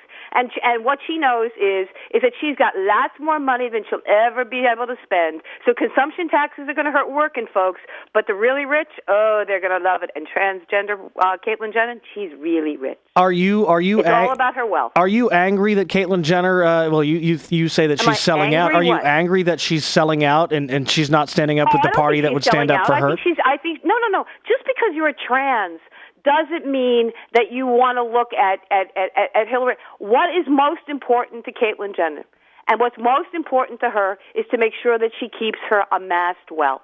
Ted Cruz promises to deliver. You see, in the end, rich trans people always are protected. It's the poor trans that get beat up. She knows that she's a star. And when you're a star, nobody touches you. Now she's a rich star. Yes. And what Ted Cruz promises her, she'll continue to be that. That's the difference. Yesterday on The View, the ladies of The View on ABC said that transgenders for Cruz is like Jews for Hitler. Do you agree with that statement, Darnie? No. I don't agree with it. I think what Ted Cruz is Ted Cruz is a politician. And Ted Cruz will embrace Caitlyn Jenner for her support. Ted Cruz is a politician and nothing more. I think Ted Cruz is the worst choice the Republican Party can make. I think he's destructive. The reason why he is so hated in Washington is that he cares about nobody but Ted. And in the end, it's supposed to be about the country. And every member of the U.S. Senate knows that with Ted Cruz, it's all about Ted and not about you. Arnie, we got to cut you loose up against the break here. Arnie Arneson, we'll talk again very soon. Arnie Arneson there. We've got more coming up. We'll get to the results, run down the results for you again from yesterday's primaries. Who won, who lost, who dropped out. And what do you think about cancer clusters? There's a cancer cluster out on the seacoast, and New Hampshire health officials are responding to it. We'll get to this story after the break. I'm Jared Goodell, WFEA. Good morning.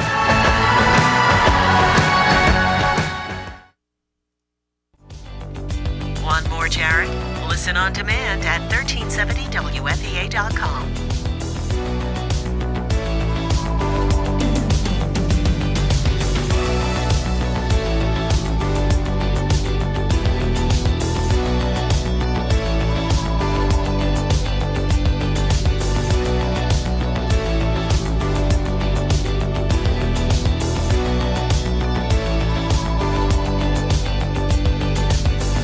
The Jared Goodell Show continues next.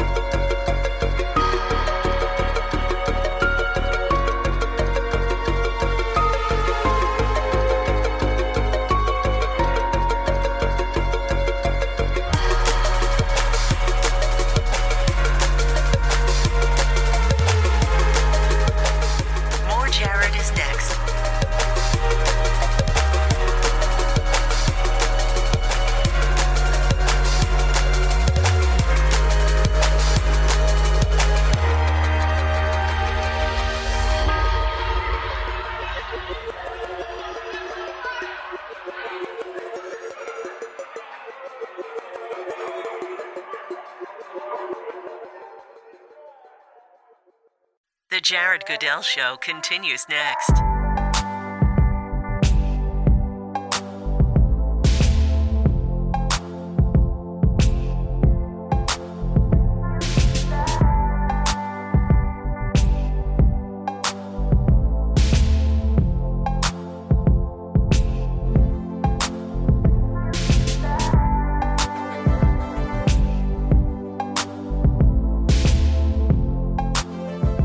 Jared is next.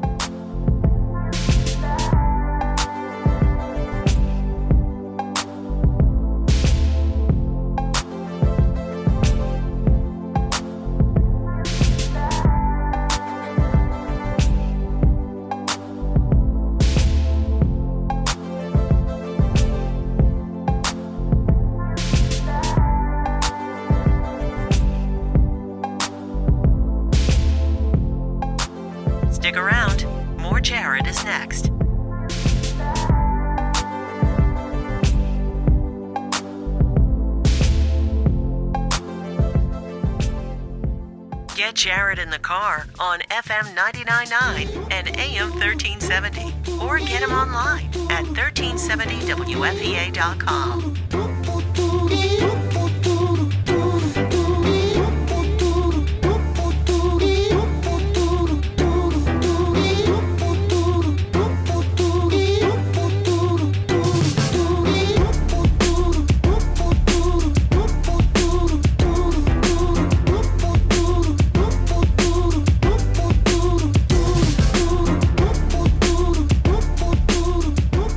Want more Jared?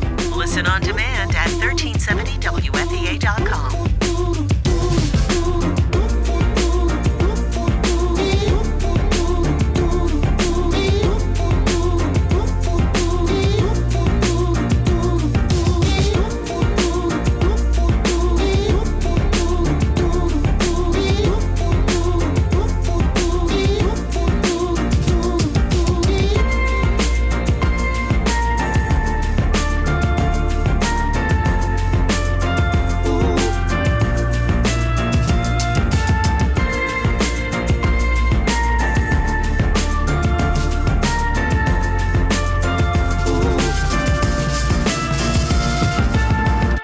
The Jared Goodell Show continues next.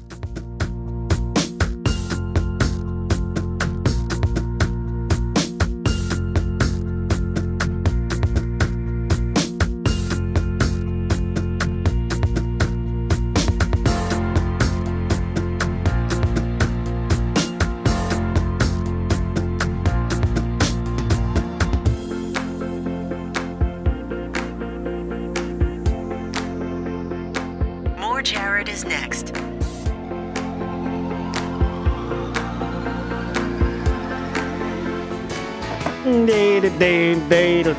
Wednesday morning. Have you heard of these cancer clusters? No. Oh. Cancer cluster. It's when a bunch of people in a small geographical area get cancer. Commonly the same type of cancer.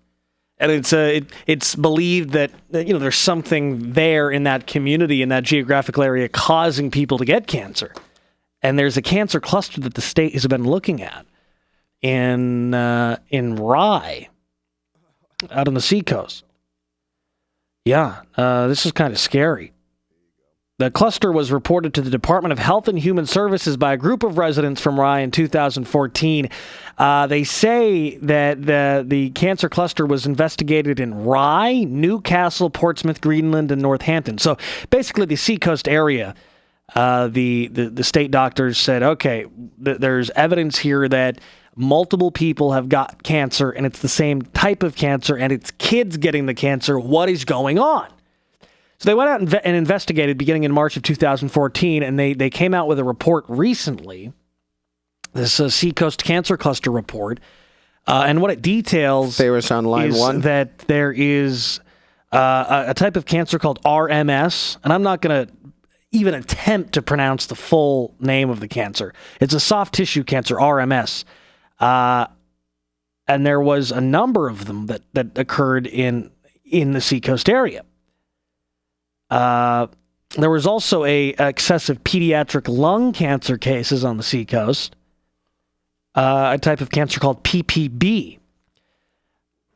So the state spent all this money. They sent some of the state's smartest doctors to the seacoast to find out why kids on the seacoast were getting these cancers. Guess what they came up with? Nothing. They don't know. 2 minutes. They don't know.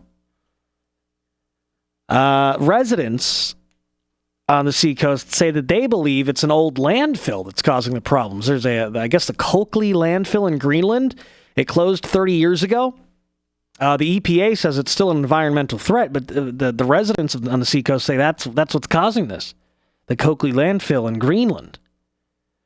It's kind of scary stuff. There's one kid, 14-year-old Sam Thomas, who passed away of this cancer in August of 2014. Cancer cluster. I never heard of these things before, these cancer clusters. To talk about a conspiracy theory, do you think there's something at play here? Do you think that just a coincidence? Get multiple kids getting the same type of cancer in a small geographical area. What do you think? I'm dealing with a bunch of stuff over here. You think it's power lines? You think it's a landfill? Monsanto, GMO, chemtrails. Oh, We got them all. Yeah, see, I don't know. It just gets too weird for me. It gets too, I don't know, it gets too conspiracy theory for me. Yeah, there's something odd happening there, though, with multiple diagnoses of the same. On the sea, I guess if you have kids, don't raise them on the seacoast, okay? Don't raise your kids in Rye or Newcastle or Portsmouth or Greenland or Northampton, okay? Do I see Ferris is on the line? Yep. The president of the Jerry Goodell Show Quack Pack? I got him here. Holy, let's keep... Ferris, hang on. We haven't talked to you in days. I want to get your take on the election. We'll talk to you after the break, Ferris. And more election results after the break as well. I'm Jared Goodell, WFEA. Good morning.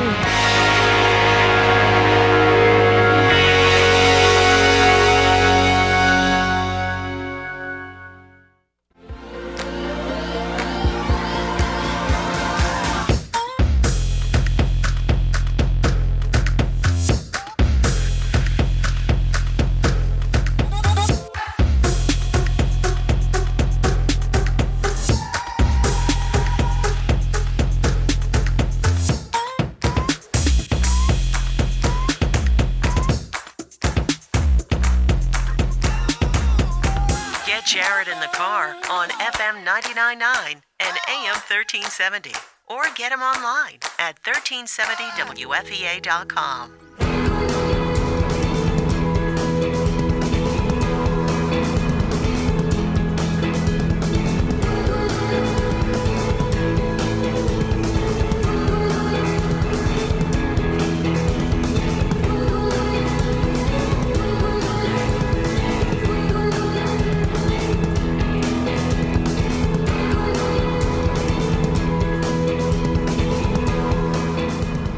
Want more Jared? Listen on demand at 1370wfea.com.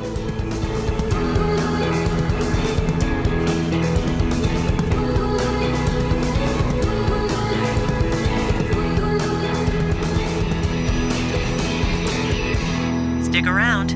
More Jared is next.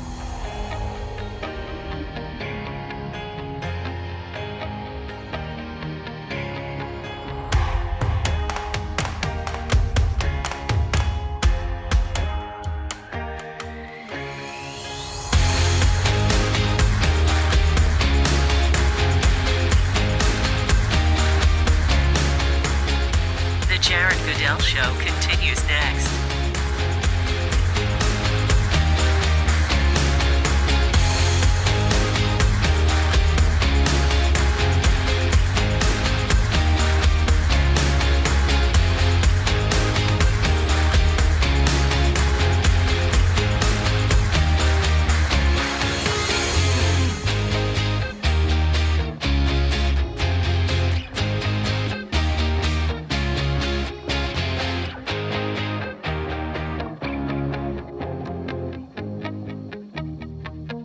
More Jared is next.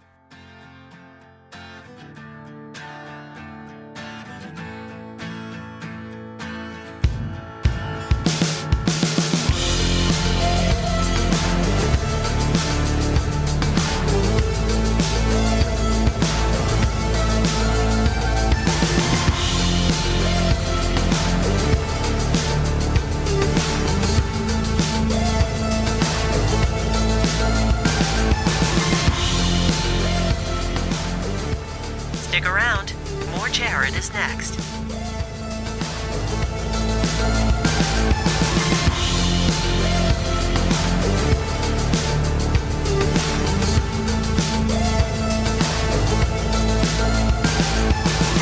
Get Jared in the car on FM 99.9 and AM 1370. Or get him online at 1370wfea.com.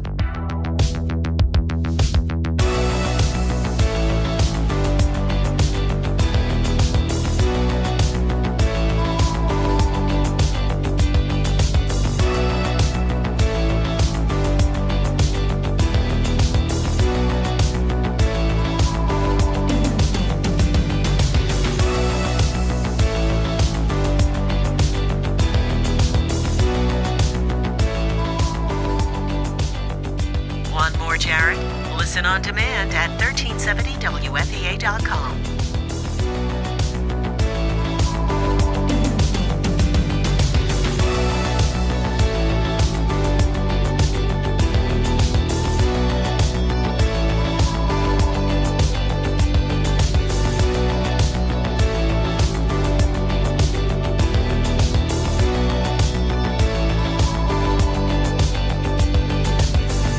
The Jared Goodell Show continues next.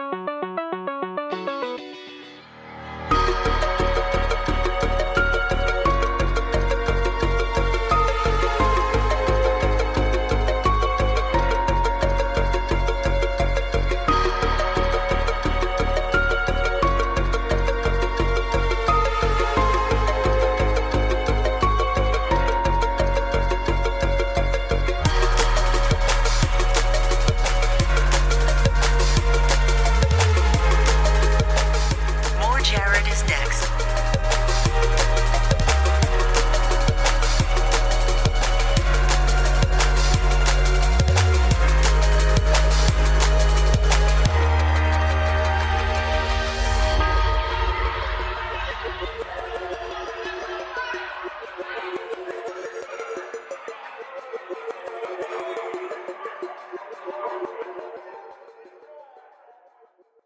The Jared Goodell Show continues next.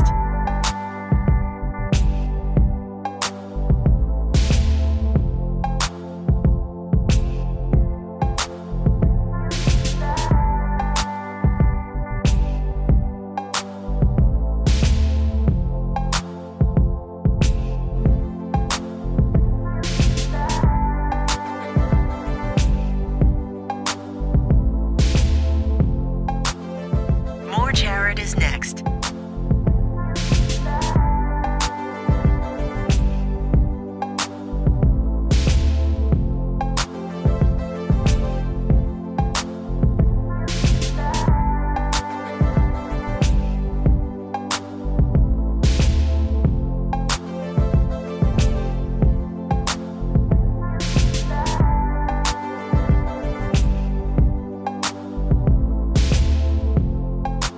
Stick around.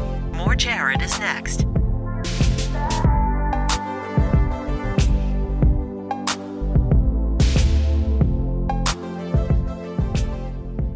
Get Jared in the car on FM 99.9 and AM 1370. Or get him online at 1370wfea.com.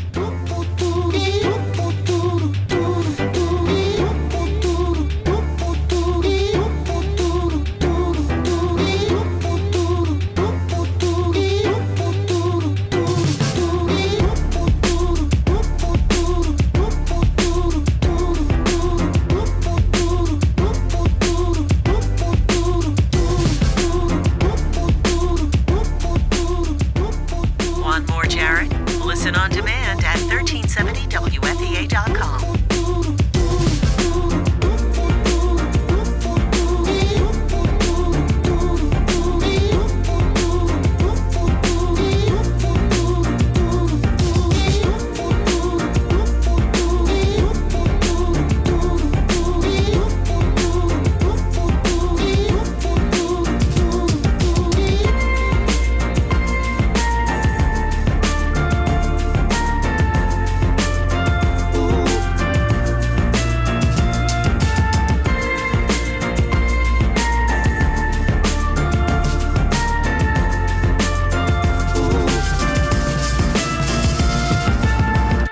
The Jared Goodell Show continues next.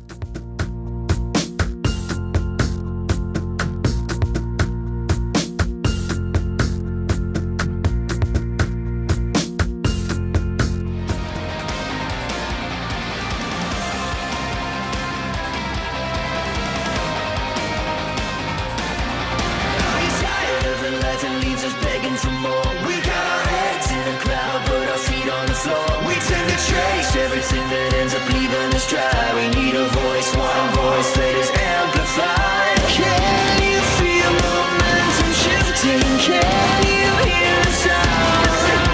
We were once someone missing, but we haven't found.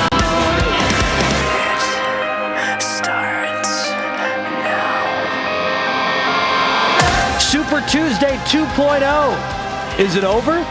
Yeah, Super Tuesday is. Is the nomination process over? Some say it might be. Results from yesterday and your thoughts on yesterday. It's Wednesday morning. This is the Jared Goodell Show.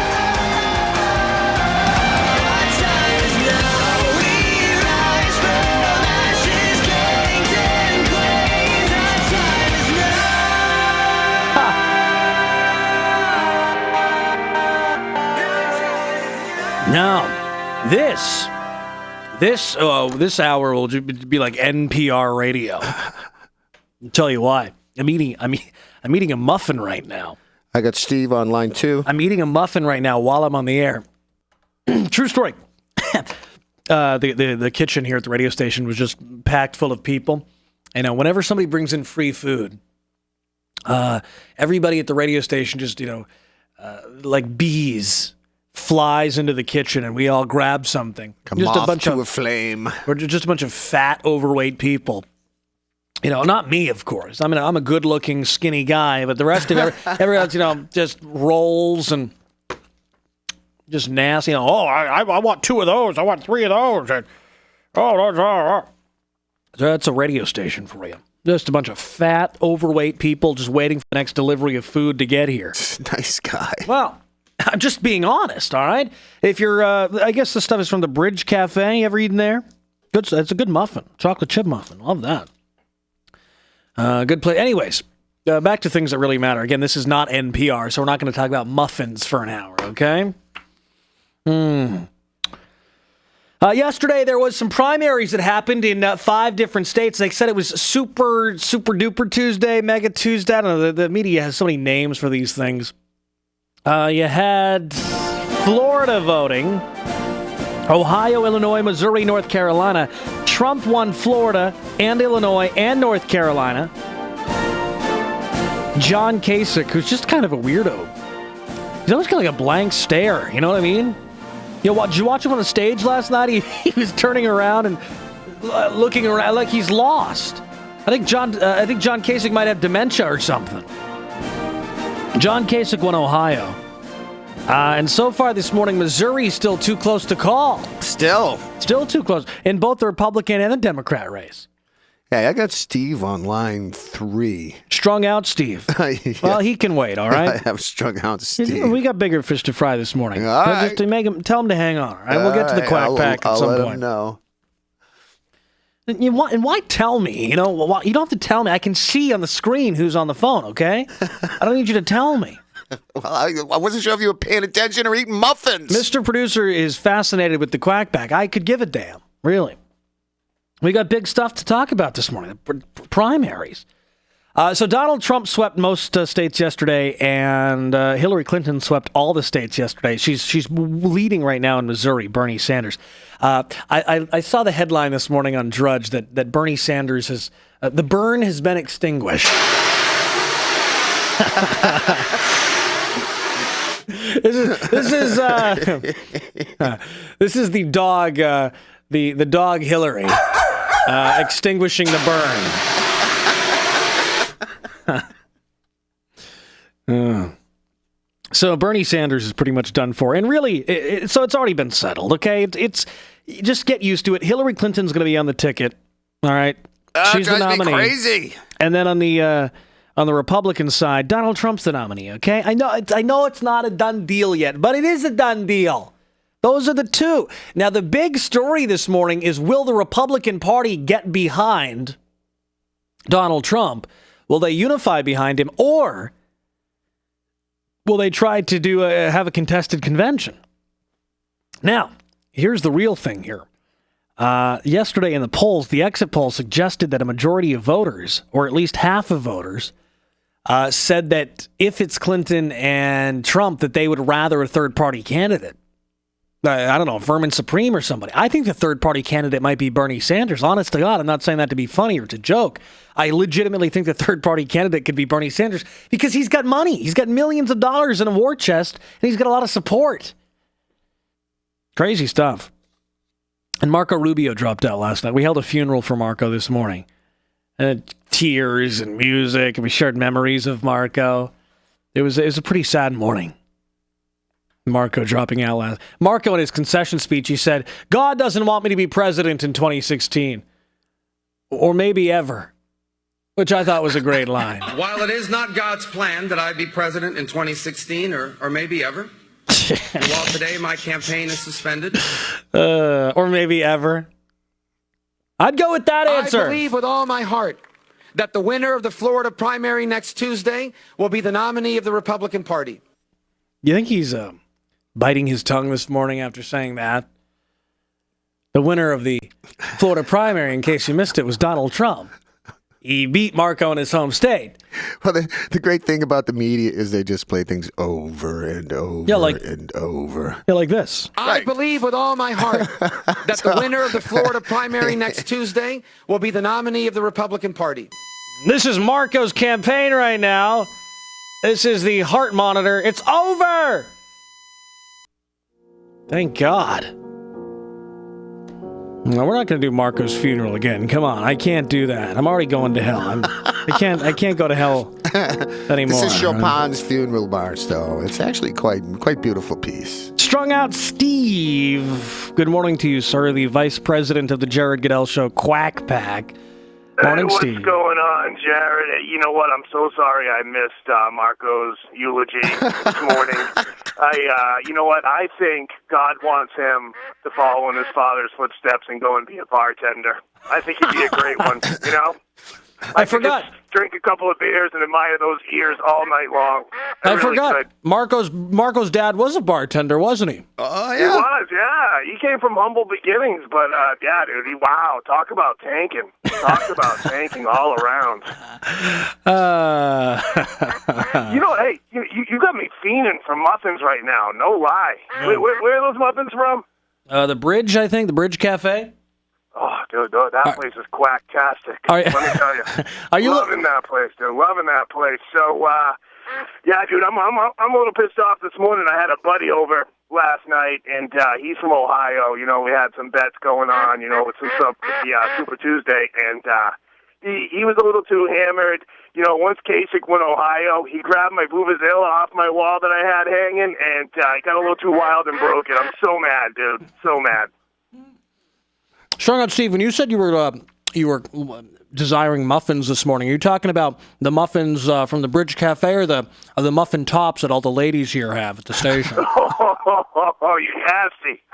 I guess, you know, a little bit of both now that you mention it. No. Hey, do me a favor, right? You know, you were talking about how the media always comes up with these different terms and stuff like that, you know, with these elections. Two things I've heard commentators just, you know, repeat over and over and over again. I've heard of the Bible Belt, but what is the Rust Belt?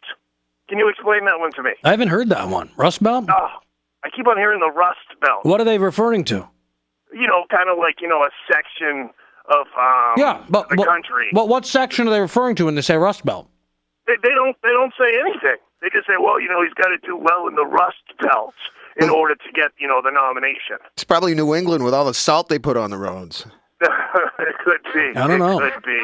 Yeah, and then a brokered convention. Yeah. It's like they just keep on hammering this one. You know, up until, you know, maybe, you know, December. Who's ever heard of a brokered convention? Not I. No. But it might be Strung Out Steve, if it's Hillary and Donald in the general election, who are you going to support? Oh, dude, Trump all the way, man. Hillary, I don't know. You know, he's talking about Kasich's blank stare. She's got that same look, too. You know? No. I really do. I feel like, I don't know, I don't trust the word she says, and I heard her come out and say, we didn't lose anybody in Libya? Really? Yeah, that's what she said this week. We didn't lose anyone in Libya. That was a gaffe. Seriously, bro. I'm like, come on, dude. So, yeah. No, I think Trump is like, he's just tapping into, like, you know, what's real right now. You know what I mean? Yeah. And the fact that so many people are attacking him just goes to show me even more that this guy may be onto something a little bit more, anti-establishment. Yeah. For sure. I hear you. Strung Out Steve, you sound good this morning. You're on your game. You almost sound bright this morning. you must be laying off the heroin or something. You sound good. Hey, listen, buddy. Prison changed me. Okay. Prison changed. Well, there you go. Strung Out Steve, the Jared Goodell Show Quack Pack Vice President. Yeah, there you go. All right. Well, he did sound good this morning, though, Yeah, didn't he did.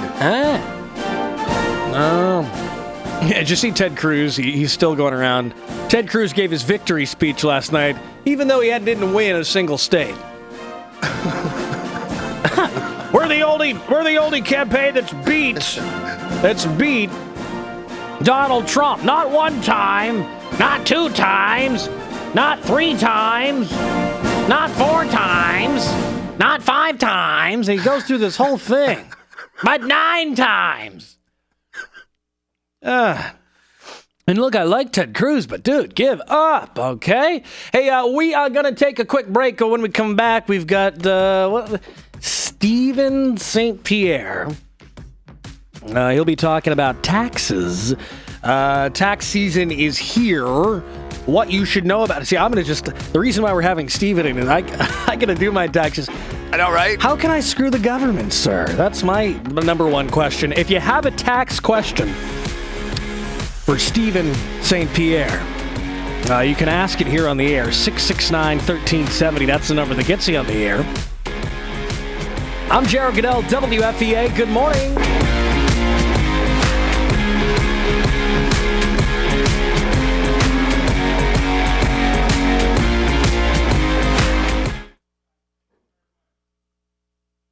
Board is clear. Yeah, Steve was too on his game this morning.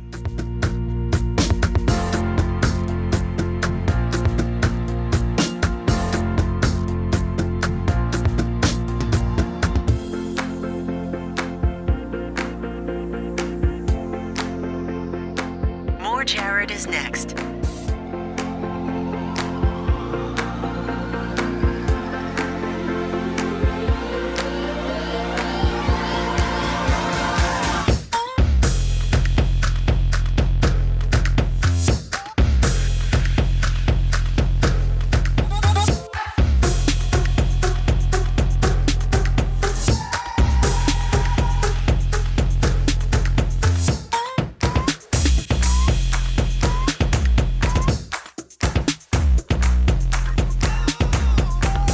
Jared in the car on FM 99.9 and AM 1370.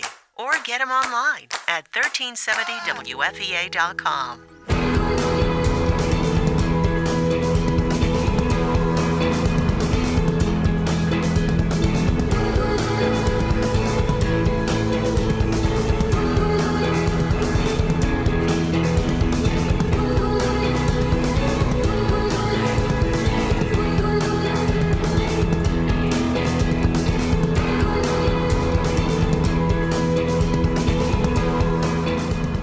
Want more Jared? Listen on demand at 1370wfea.com. Stick around. More Jared is next.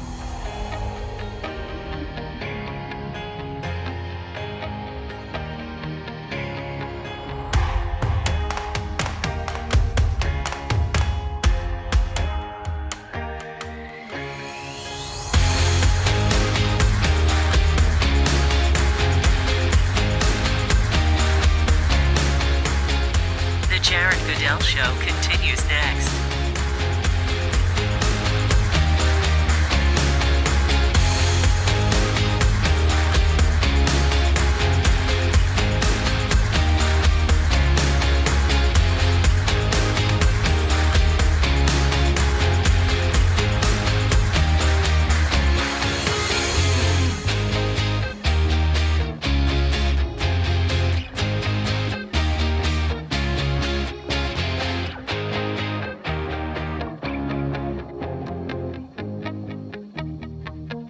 More Jared is next.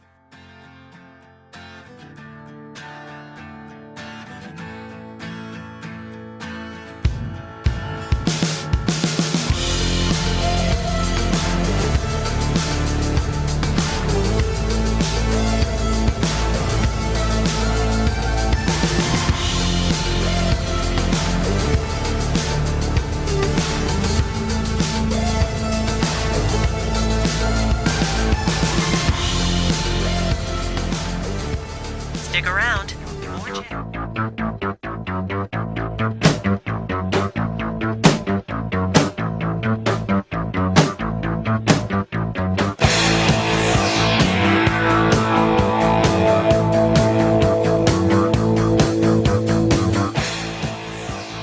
Hey, what is it? 8:23 now. It's March 16th. When is the tax filing deadline? Isn't it April 14th or something? Is that the tax That's what I filing? thought. Typically April 15th, but this year we get the pleasure of going, I believe, to the 18th. Huh. Oh, great. So I can do mine on the night of the 17th. Is that? Absolutely. Is that gosh. Hey, that's the voice of Steve St. Pierre from St. Pierre Financial Services here in Manchester. You can find them online at financialadvisorsnh.com. Tax season is here. I kind of forgot about tax season. I get the 1099s in the mail. I get the does it the W4, W2? What is it, the tax form that you get from your employer? I don't pay attention to this time. I remember a couple days before taxes are due that it's time to do my taxes. Stephen St. Pierre, again, from St. Pierre Financial Services with us this morning to talk about getting your taxes done and some common tax filing mistakes that people make every day. You know what I got to ask you? A lot of people now are doing their taxes on their own. Steve, they got these online platforms and this software that they're buying, and you've got people who don't know anything. People like me who don't know anything that are trying to do their taxes, and then they do them, they get audited, and they owe a bunch of money because their taxes aren't done right. Well, it's garbage in, garbage out, I think, is the old statement. If you can't analyze what's coming out of that black box to determine that it's right, then you won't know. I mean, tax software has come a long way. Certainly, it can handle the basic types of tax returns. Somebody who has a W-2 and maybe a few 1099s, maybe some capital gain transactions in a Schedule A for interest and mortgage deduction, stuff of that nature. But when you start getting involved with a business, you start getting involved with the rules with regards to automobiles and depreciation, then you start and step into a different world where you may want to buy some insurance by going to see a CPA. Right. And that is exactly the business that you're in. Do you do business taxes, I'm sure, and personal tax returns as well? Yes, we do. Good stuff. Let's talk about the why somebody should come and see you or go to a CPA instead of using that software. If they want to get into doing deductions, if they want to get into if they have maybe 1099 income or a small business. They want to make sure that they get their full allowable amount of money back from the government, and again make sure that they're paying the government everything that they owe, so that they don't get a scary letter one day.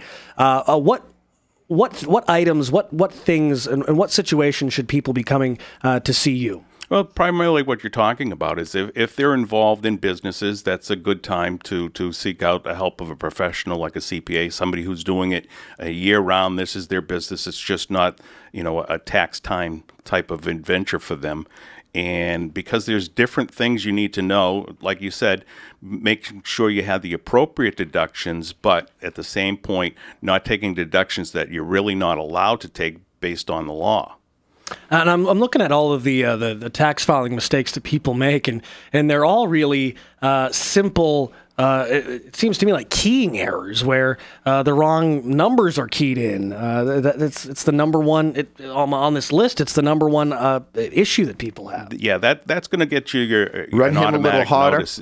You I have have to be very Ferris on careful line with the 2. W-2s He's locked and the in. He's going to hold. 1099s, that the information that is on those forms is actually the information that you put into the systems. Because if you transpose one number, you're going to get a love letter from the IRS in 30 to 60 days after filing that return, and you're going to have to figure out what went wrong. A lot of people I've heard this year, and I have begun the tax process. It seems like the tax returns are not tax returns anymore. I used to get money back, not getting money back. Now I've talked to other people that are saying I'm not getting money back anymore. Has something changed? Why aren't people getting returns like they used to? Well, things are changing all the time. So it's I think the overall reason is the federal government spends more money than they have. And they need to somehow bridge that gap and narrow it. So you're going to find that you're going to pay more in taxes because they need more in taxes. Now they say it's going to be coming from the top 1%, but it does have a trickle down effect. All right. So it literally is the government's giving you back less money because they need more money. It's very simple, but interesting to hear. Steve St. Pierre from St. Pierre Financial Services with us. You can find them online at financialadvisornh.com. Let's talk about fraud real quick, Steve. It's a big issue where people go to do their taxes and their taxes have already been done, but they didn't do them. Yes, that's a big issue nowadays, and just recently, Senator Ayotte worked to help resolve some of the aftermath of that when people are trying to get their situation cleared.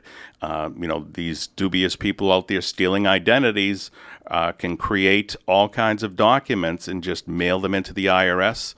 They can create a handwritten W-2 or a computerized W-2, send it in with your Social Security number with a withholding amount shown, and the IRS won't match that up to a business till later on. So they don't know that business doesn't even exist, and therefore that individual will use that false W-2 to create a tax return with your Social Security number on, and they get a tax refund. And then when you go to file the actual return for your stuff, the IRS is saying, wait a minute, this has already been filed. Who are you? Can people do anything to stop that from happening? Is there anything that someone can do to stop themselves being the victim of a tax return fraud? Well, you need to be proactive with regards to protecting your identification, your personal information.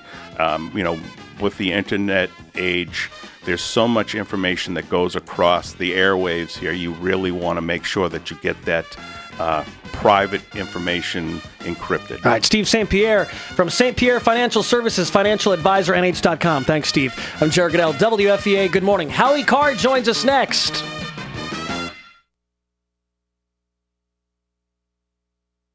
Board is clear.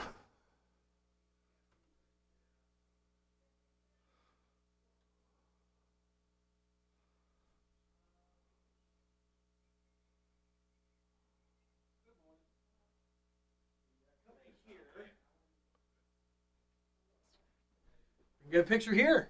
Ian. Hey. Steve. Good job, Steve. Pleasure. There you go.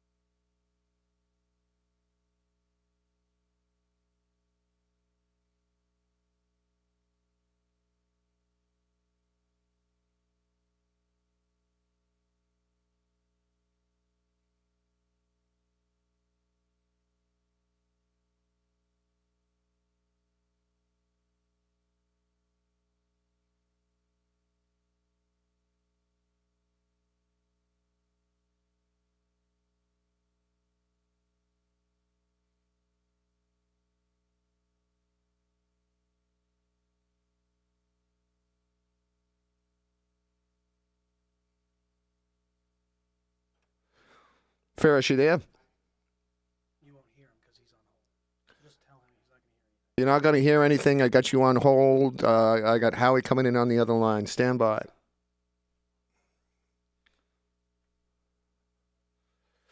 All right. He's able to hear you right now because he's hearing programming. Your mic's on. So he's not even hearing FEA right now. Right. He hears the program bus board. Hold hears program. So if this was on and then program.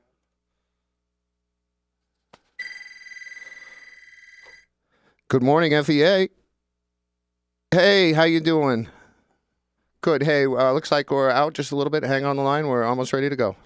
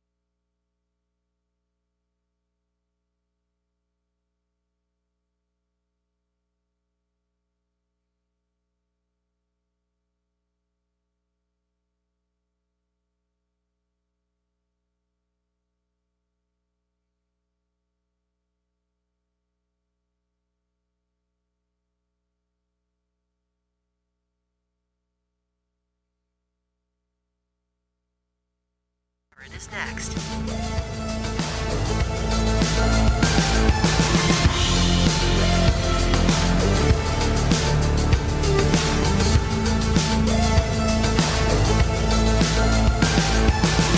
Get Jared in the car on FM 99.9 and AM 1370. Or get him online at 1370wfea.com.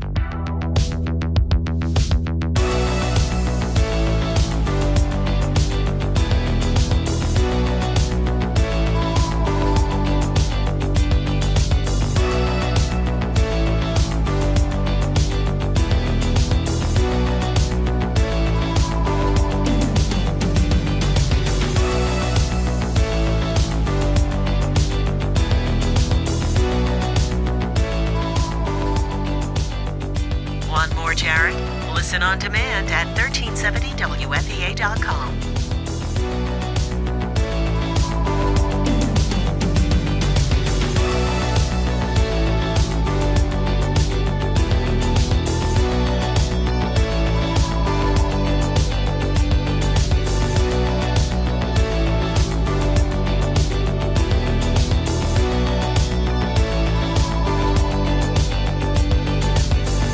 The Jared Goodell Show continues next.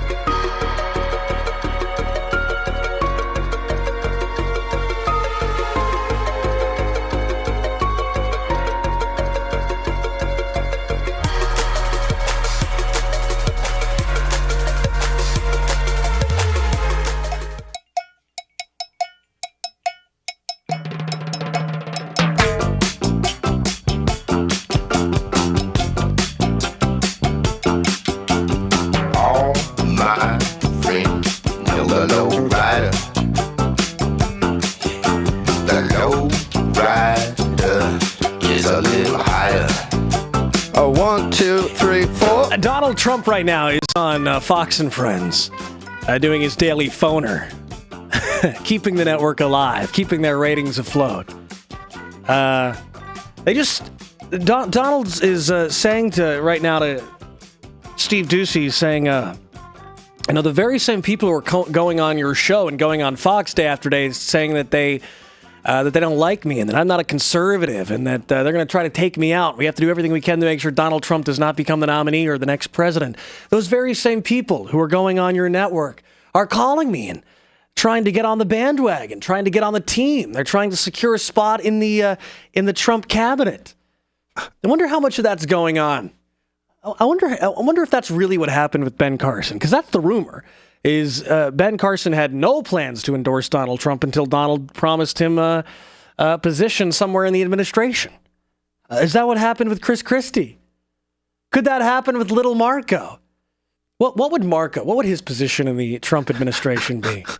Chief of daycare? Chief of childcare? Footwear czar? Chief of fashion boots? Howie Carr standing by to join us this Wednesday morning, the day after a big primary day. Howie Carr, good morning to you, sir. Good morning, Jared. I think it's a terrible thing watching people go through withdrawal. I saw it last night on Fox. Stephen Hayes is trying to make nice with Donald Trump after he's been ripping him for months, but then he has to say, it's so terrifying and horrifying that Corey Lewandowski, who's facing a criminal charge, was standing behind him. A criminal charge? Come on. This is ridiculous. Was he horrified when Hillary Clinton was standing up? She's got 100 FBI agents chasing her. These rhinos are still lost. There's no question about it. Now they're going to have a big meeting in D.C. and they're going to plan a third party run. I mean, what are they, crazy? Let's talk about that real quick, Howie. Yesterday, Florida, Ohio, Illinois, Missouri, North Carolina heading to the polls. Trump took Florida, Illinois, and North Carolina. Trump's leading right now in Missouri, although it's still too close to call. On the Democrat side, Hillary Clinton swept all states. She's leading right now in Missouri, but again, too close to call. in the state of Missouri. The big story was, Trump winning Florida. He beat Marco Rubio by 19 points. Rubio dropped out last night, but the big story, I guess, is the exit polls where people, in North Carolina, it was nearly 50% of voters polled said that they would rather vote for a third-party candidate than Hillary or Trump. Yeah, Jared, talk is cheap. We've heard that before. I mean, remember the 1992, Perot was leading, I think, into fairly late summer, and it was ridiculous. I mean, when push comes to shove, people make up their minds. They don't want to waste their vote, and they always go back to one of the two parties. I think they're kidding themselves. By the way, who is going to be this person who steps out and runs? I mean, I think it's more believable, even though it's a long shot, that somebody like Paul Ryan would step up. I guess he was on CNBC yesterday, and he was just, issuing the usual pro forma denial that he's going to run at a brokered convention in Cleveland. But he said we'll see. So, again, the donor class, the Washington cartel, as Ted Cruz calls them, are. They're trying to parse his words and see if he's really interested in doing something. I don't think they have much shot here. I mean, it's either going to be Cruz or it's going to be Trump, and they hate both of them, but they have to decide who they hate less of the two of them. Everyone keeps talking about a Republican running as an independent candidate. I think the exact opposite. I think Bernie Sanders is the guy who runs as an independent candidate. He's got a war chest of money. He's got people who support him. I mean, it seems to me like he would have the best shot as a third party candidate. You don't think that could happen? No, I don't see that, Jared. I think the socialists have to get together. Comrade Clinton will make a call to Comrade Sanders, and get him to toe the line against the capitalist rotor running dogs. Howie Carwith, they said 8:40 on the Jared Goodell show. Were you shocked that Marco Rubio dropped out last night, Howie? Not when I saw the numbers. I mean, then you saw yesterday that his conservative solutions weren't buying ads. His super PAC weren't buying ads after yesterday. I thought it was kind of funny though that he blames the Republican establishment for causing most of the problems. I mean, these are the same people that gave him $40 million to stop Donald Trump. I mean, they couldn't have thrown any more bouquets at him on Fox News Channel and in the Wall Street Journal. I mean, they're still praising him, even or as they pile around his funeral casket now. I mean, who's he kidding here? I mean, he ran a terrible campaign. He was a lousy debater despite being primed, and he managed to terminally irritate everybody in Florida, Democrats and Republicans. That's why he got smoked. I love the moment. We've got the audio soundbite here. I love the moment in his speech last night when he said that God doesn't want him to be president now and maybe not ever. Let's play that soundbite. While it is not God's plan that I be president in 2016 or maybe ever. How self-demeaning is that statement? I know. Well, at least God cares about him. Marco. Marco has a sort of a checkered background here religiously. I guess he was baptized as a Mormon. He's been baptized as a Roman Catholic. He goes on the weekends to both evangelical Protestant services and Roman Catholic masses. So he's trying to be. I don't know. I guess there aren't any real Catholics in the race, but he's trying to be Ted Cruz and a traditional Hispanic Roman Catholic. Again, this is another indication that Marco's trying to straddle too many different groups and faiths here. I mean, the only thing in the middle of the road, as they say, is roadkill, and that's what we're learning from Marco.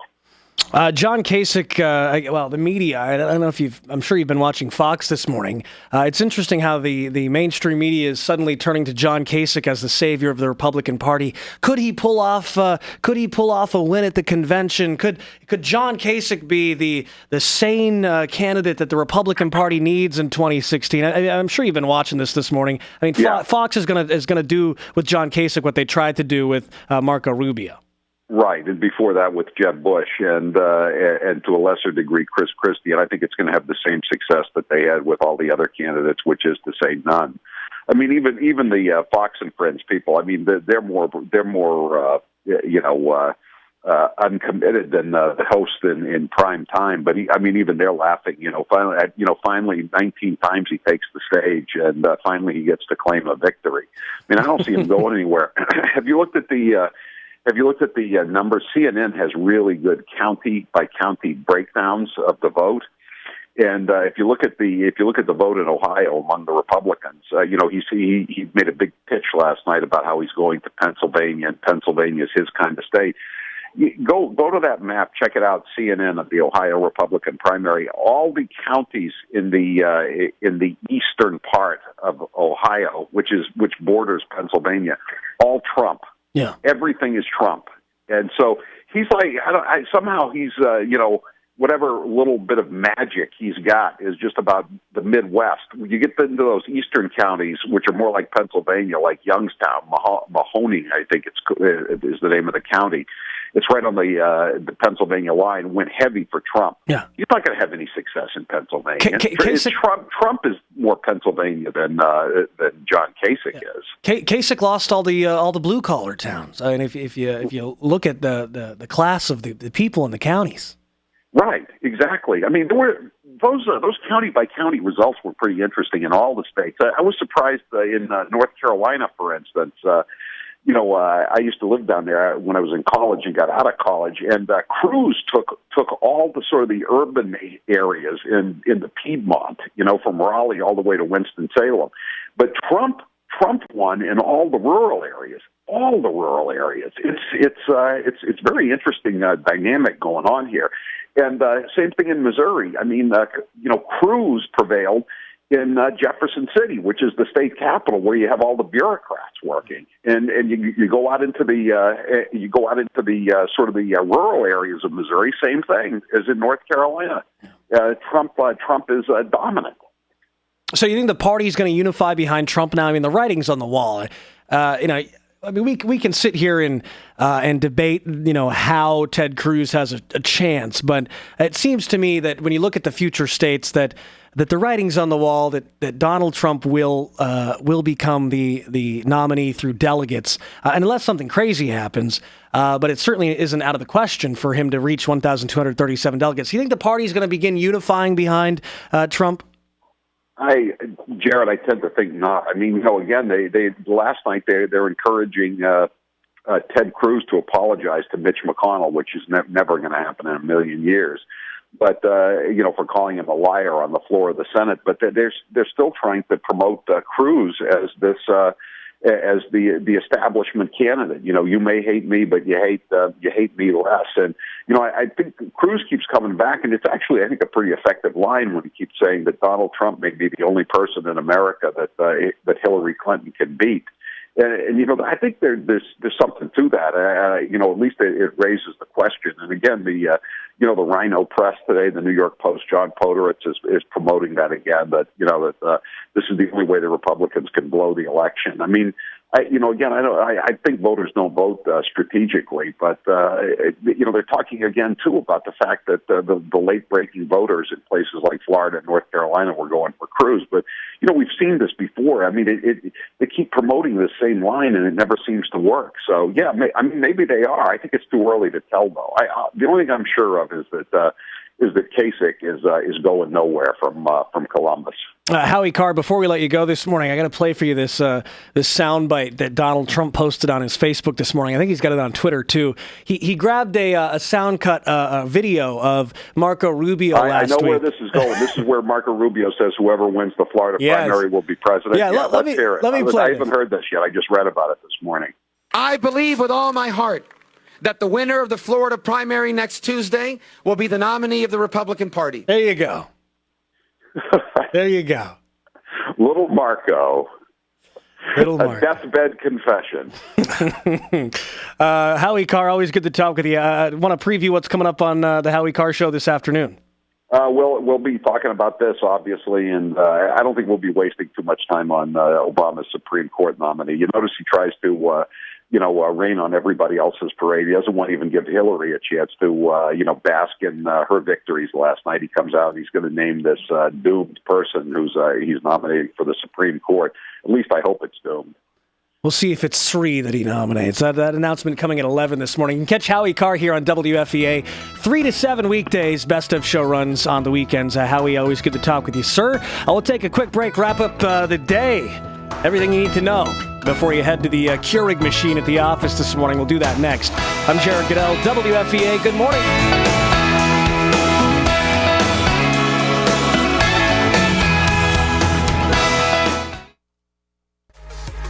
Jared is next.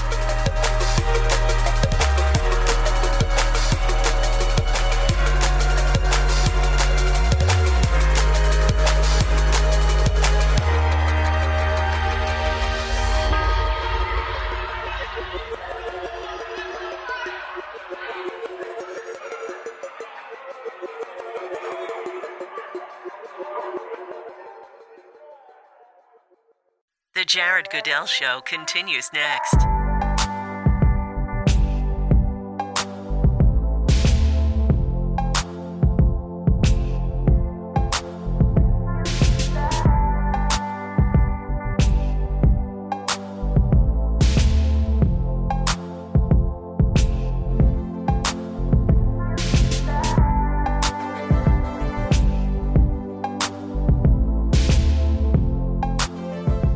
Jared is next.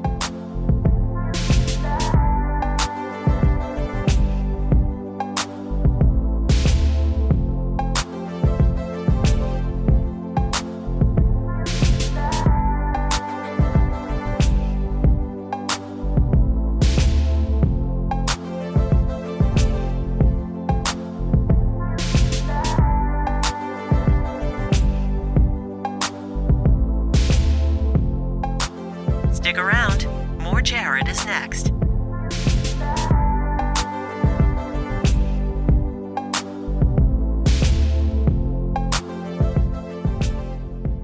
Get Jared in the car on FM 99.9 and AM 1370. Or get him online at 1370wfea.com.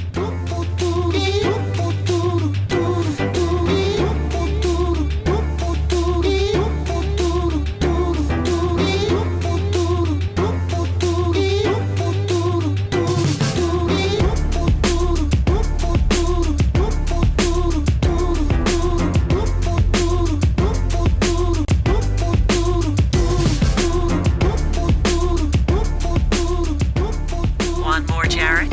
Listen on demand at 1370wfea.com.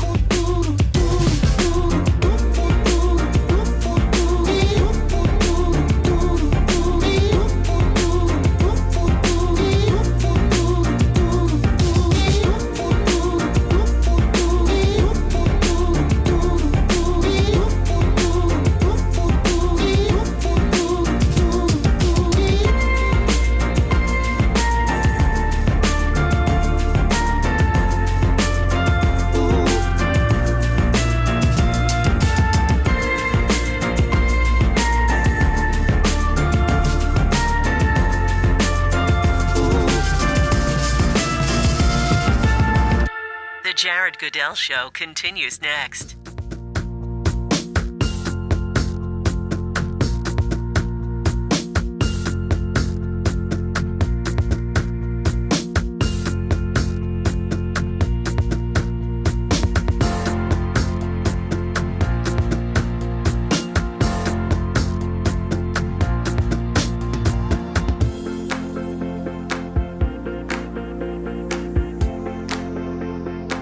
More Jared is next.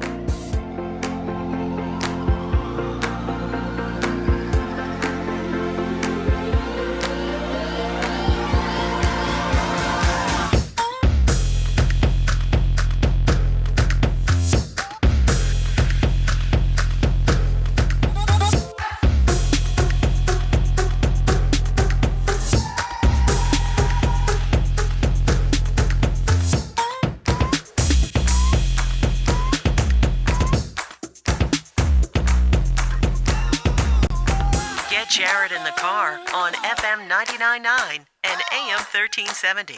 Or get him online at 1370wfea.com.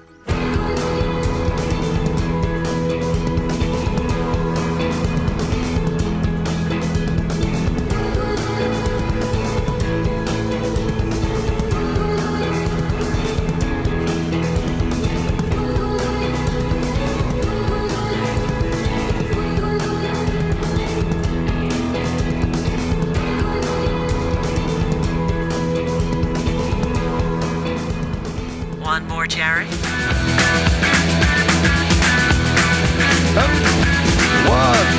3, 4. Oh, there's this new app that's out there for your smartphone. It's called Trump Yourself. You take a picture of yourself, and it puts the Trump hair on you. Guess what I'm downloading right now? Shocker. The Trump Yourself app. Ha! Love that. Trump winning Florida, Illinois, and North Carolina last night. Kasich won Ohio. It's too close to calling Missouri right now. All right? That's pretty much what's going on this morning. Oh, and Obama's going to nominate a Supreme Court justice at 11 this morning. That'll be a big announcement, as Howie said. Obama trying to steal the spotlight from Trump in his big win today. Good luck. Good luck. Will the networks be covering the Trump rally at 11, or will they be covering the Obama? It'll be picture-in-picture regardless, but who will have the full screen and who will have the little box at the bottom corner? That's the giveaway. That's the real question here this morning.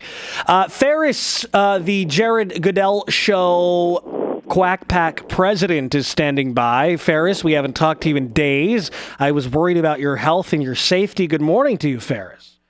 Well, when you look back and you see only one set of footprints in the sand, that's me carrying you. Okay? It's not that I left you alone. We've been working feverishly here in Florida, and I'm going to give you a news item only on the Jared Goodell Show, which will soon be known as the Jared Greatdell Show, because good to great is the leap that we're making here. You've been good all your life, but now you're going to be great. You've been good in radio. You're about to be great in radio. And the definitive bestseller on that is called Good to Great by Jim Collins. And it's important that people understand the big difference between good and great, because there are a lot of good talk shows to listen to. You're always pushing that Jim Collins book, Good to Great. I mean, are you on his payroll, or you get royalties or something, Ferris? There's your small-minded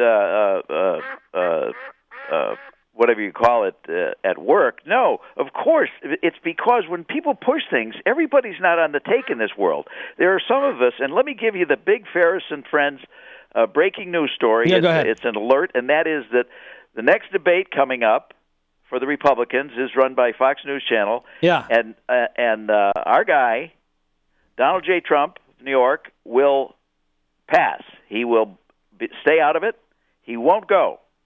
And will not change his mind, because this man doesn't change his mind. You're wondering why this groundswell is in force for Trump. And look what we did in Florida. But I'm calling in this morning from Boston, from the Crown Plaza Hotel. And you talk about good to great. The Crown Plaza Hotel in Boston, actually located in Newton, just on the fringe, is a great the hell is going on to be broadcasting on your show from this morning. And they have a new chief operating officer, Ward Childs, who understands greatness. See, he read Good to Great. What the hell is going on? Any of your listeners would want to read Good to Great, because when you go from good to great, you can't be stopped. And that's what Trump is. Trump is great. And the predictions of Howie, of course, are a little bit lackluster as usual, but I will tell you what's really going to happen on this, that, and the other thing. All right. And when Ferris, you say what's coming up at the Jared Goodell Show in the final segment is everything you need to know. Ferris. What? Why he's the president. Ferris. Yes.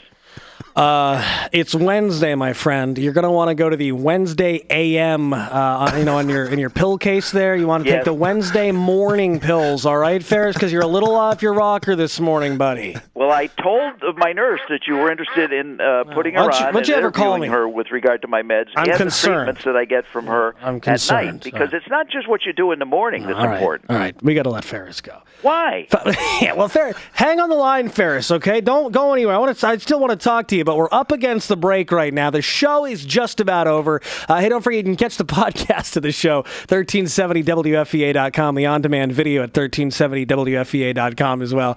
Yeah, I don't know. Ferris just seems a little off his I don't know, what do ducks sit on? Not rockers. Ferris is off his rocker. Take your pills, all right, Ferris? I'm concerned about you, my friend. Hey, we'll do it again tomorrow morning. We'll have a good time tomorrow morning on the Jared Goodell Show. 1370WFEA.com for the podcast and on-demand video. Good morning. On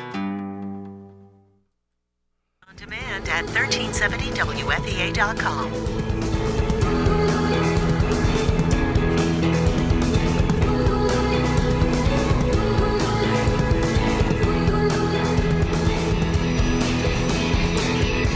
Stick around. More Jared is next.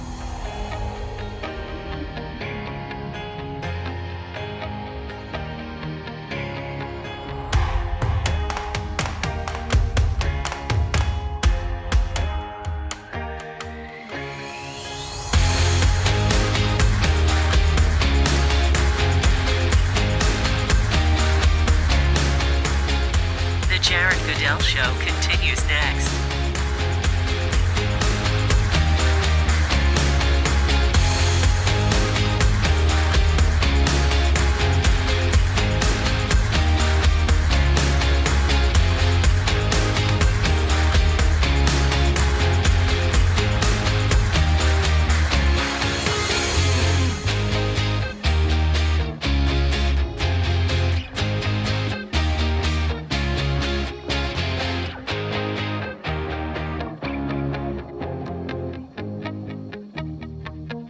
More Jared is next.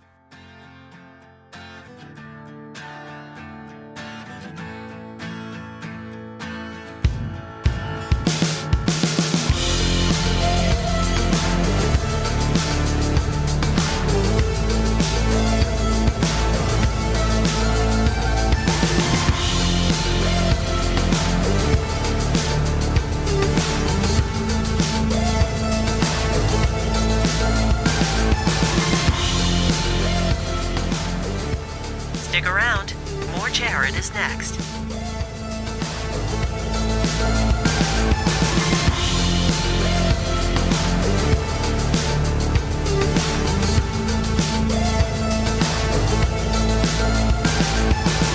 Get Jared in the car on FM 99.9 and AM 1370. Or get him online at 1370WFEA.com.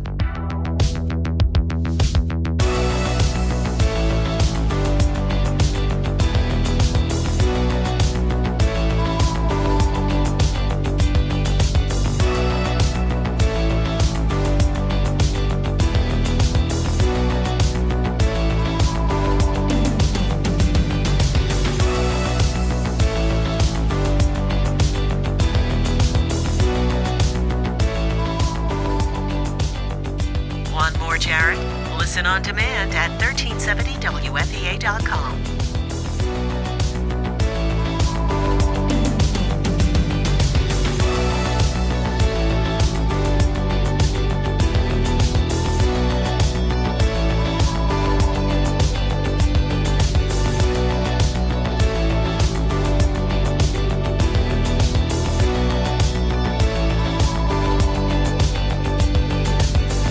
The Jared Goodell Show continues next.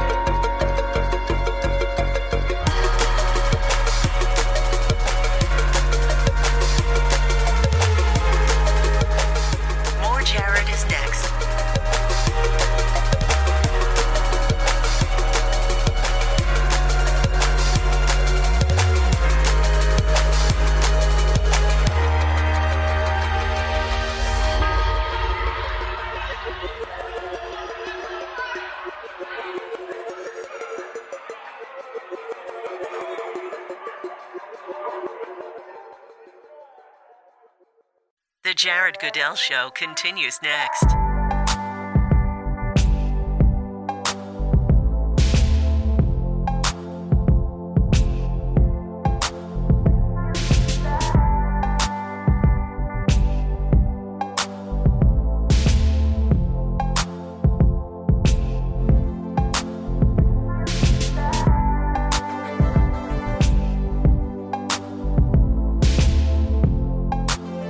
More Jared is next.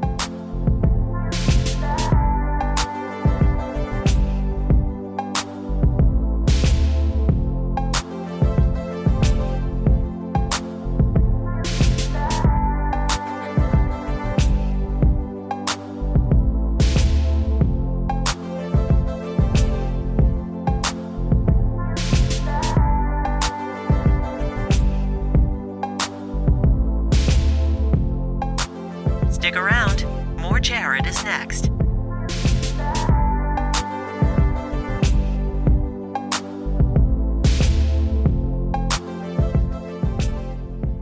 Get Jared in the car on FM 99.9 and AM 1370. Or get him online at 1370WFEA.com.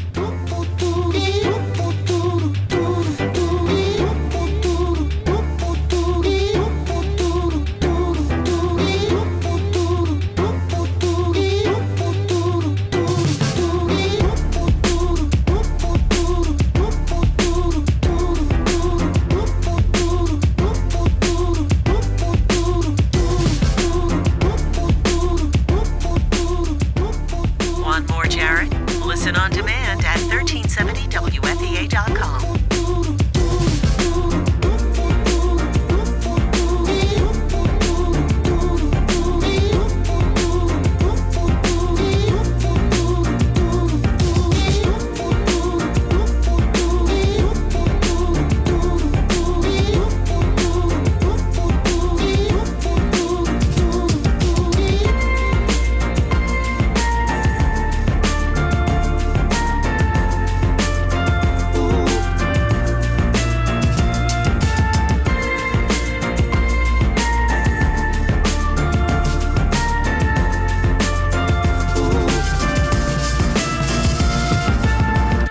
The Jared Goodell Show continues next.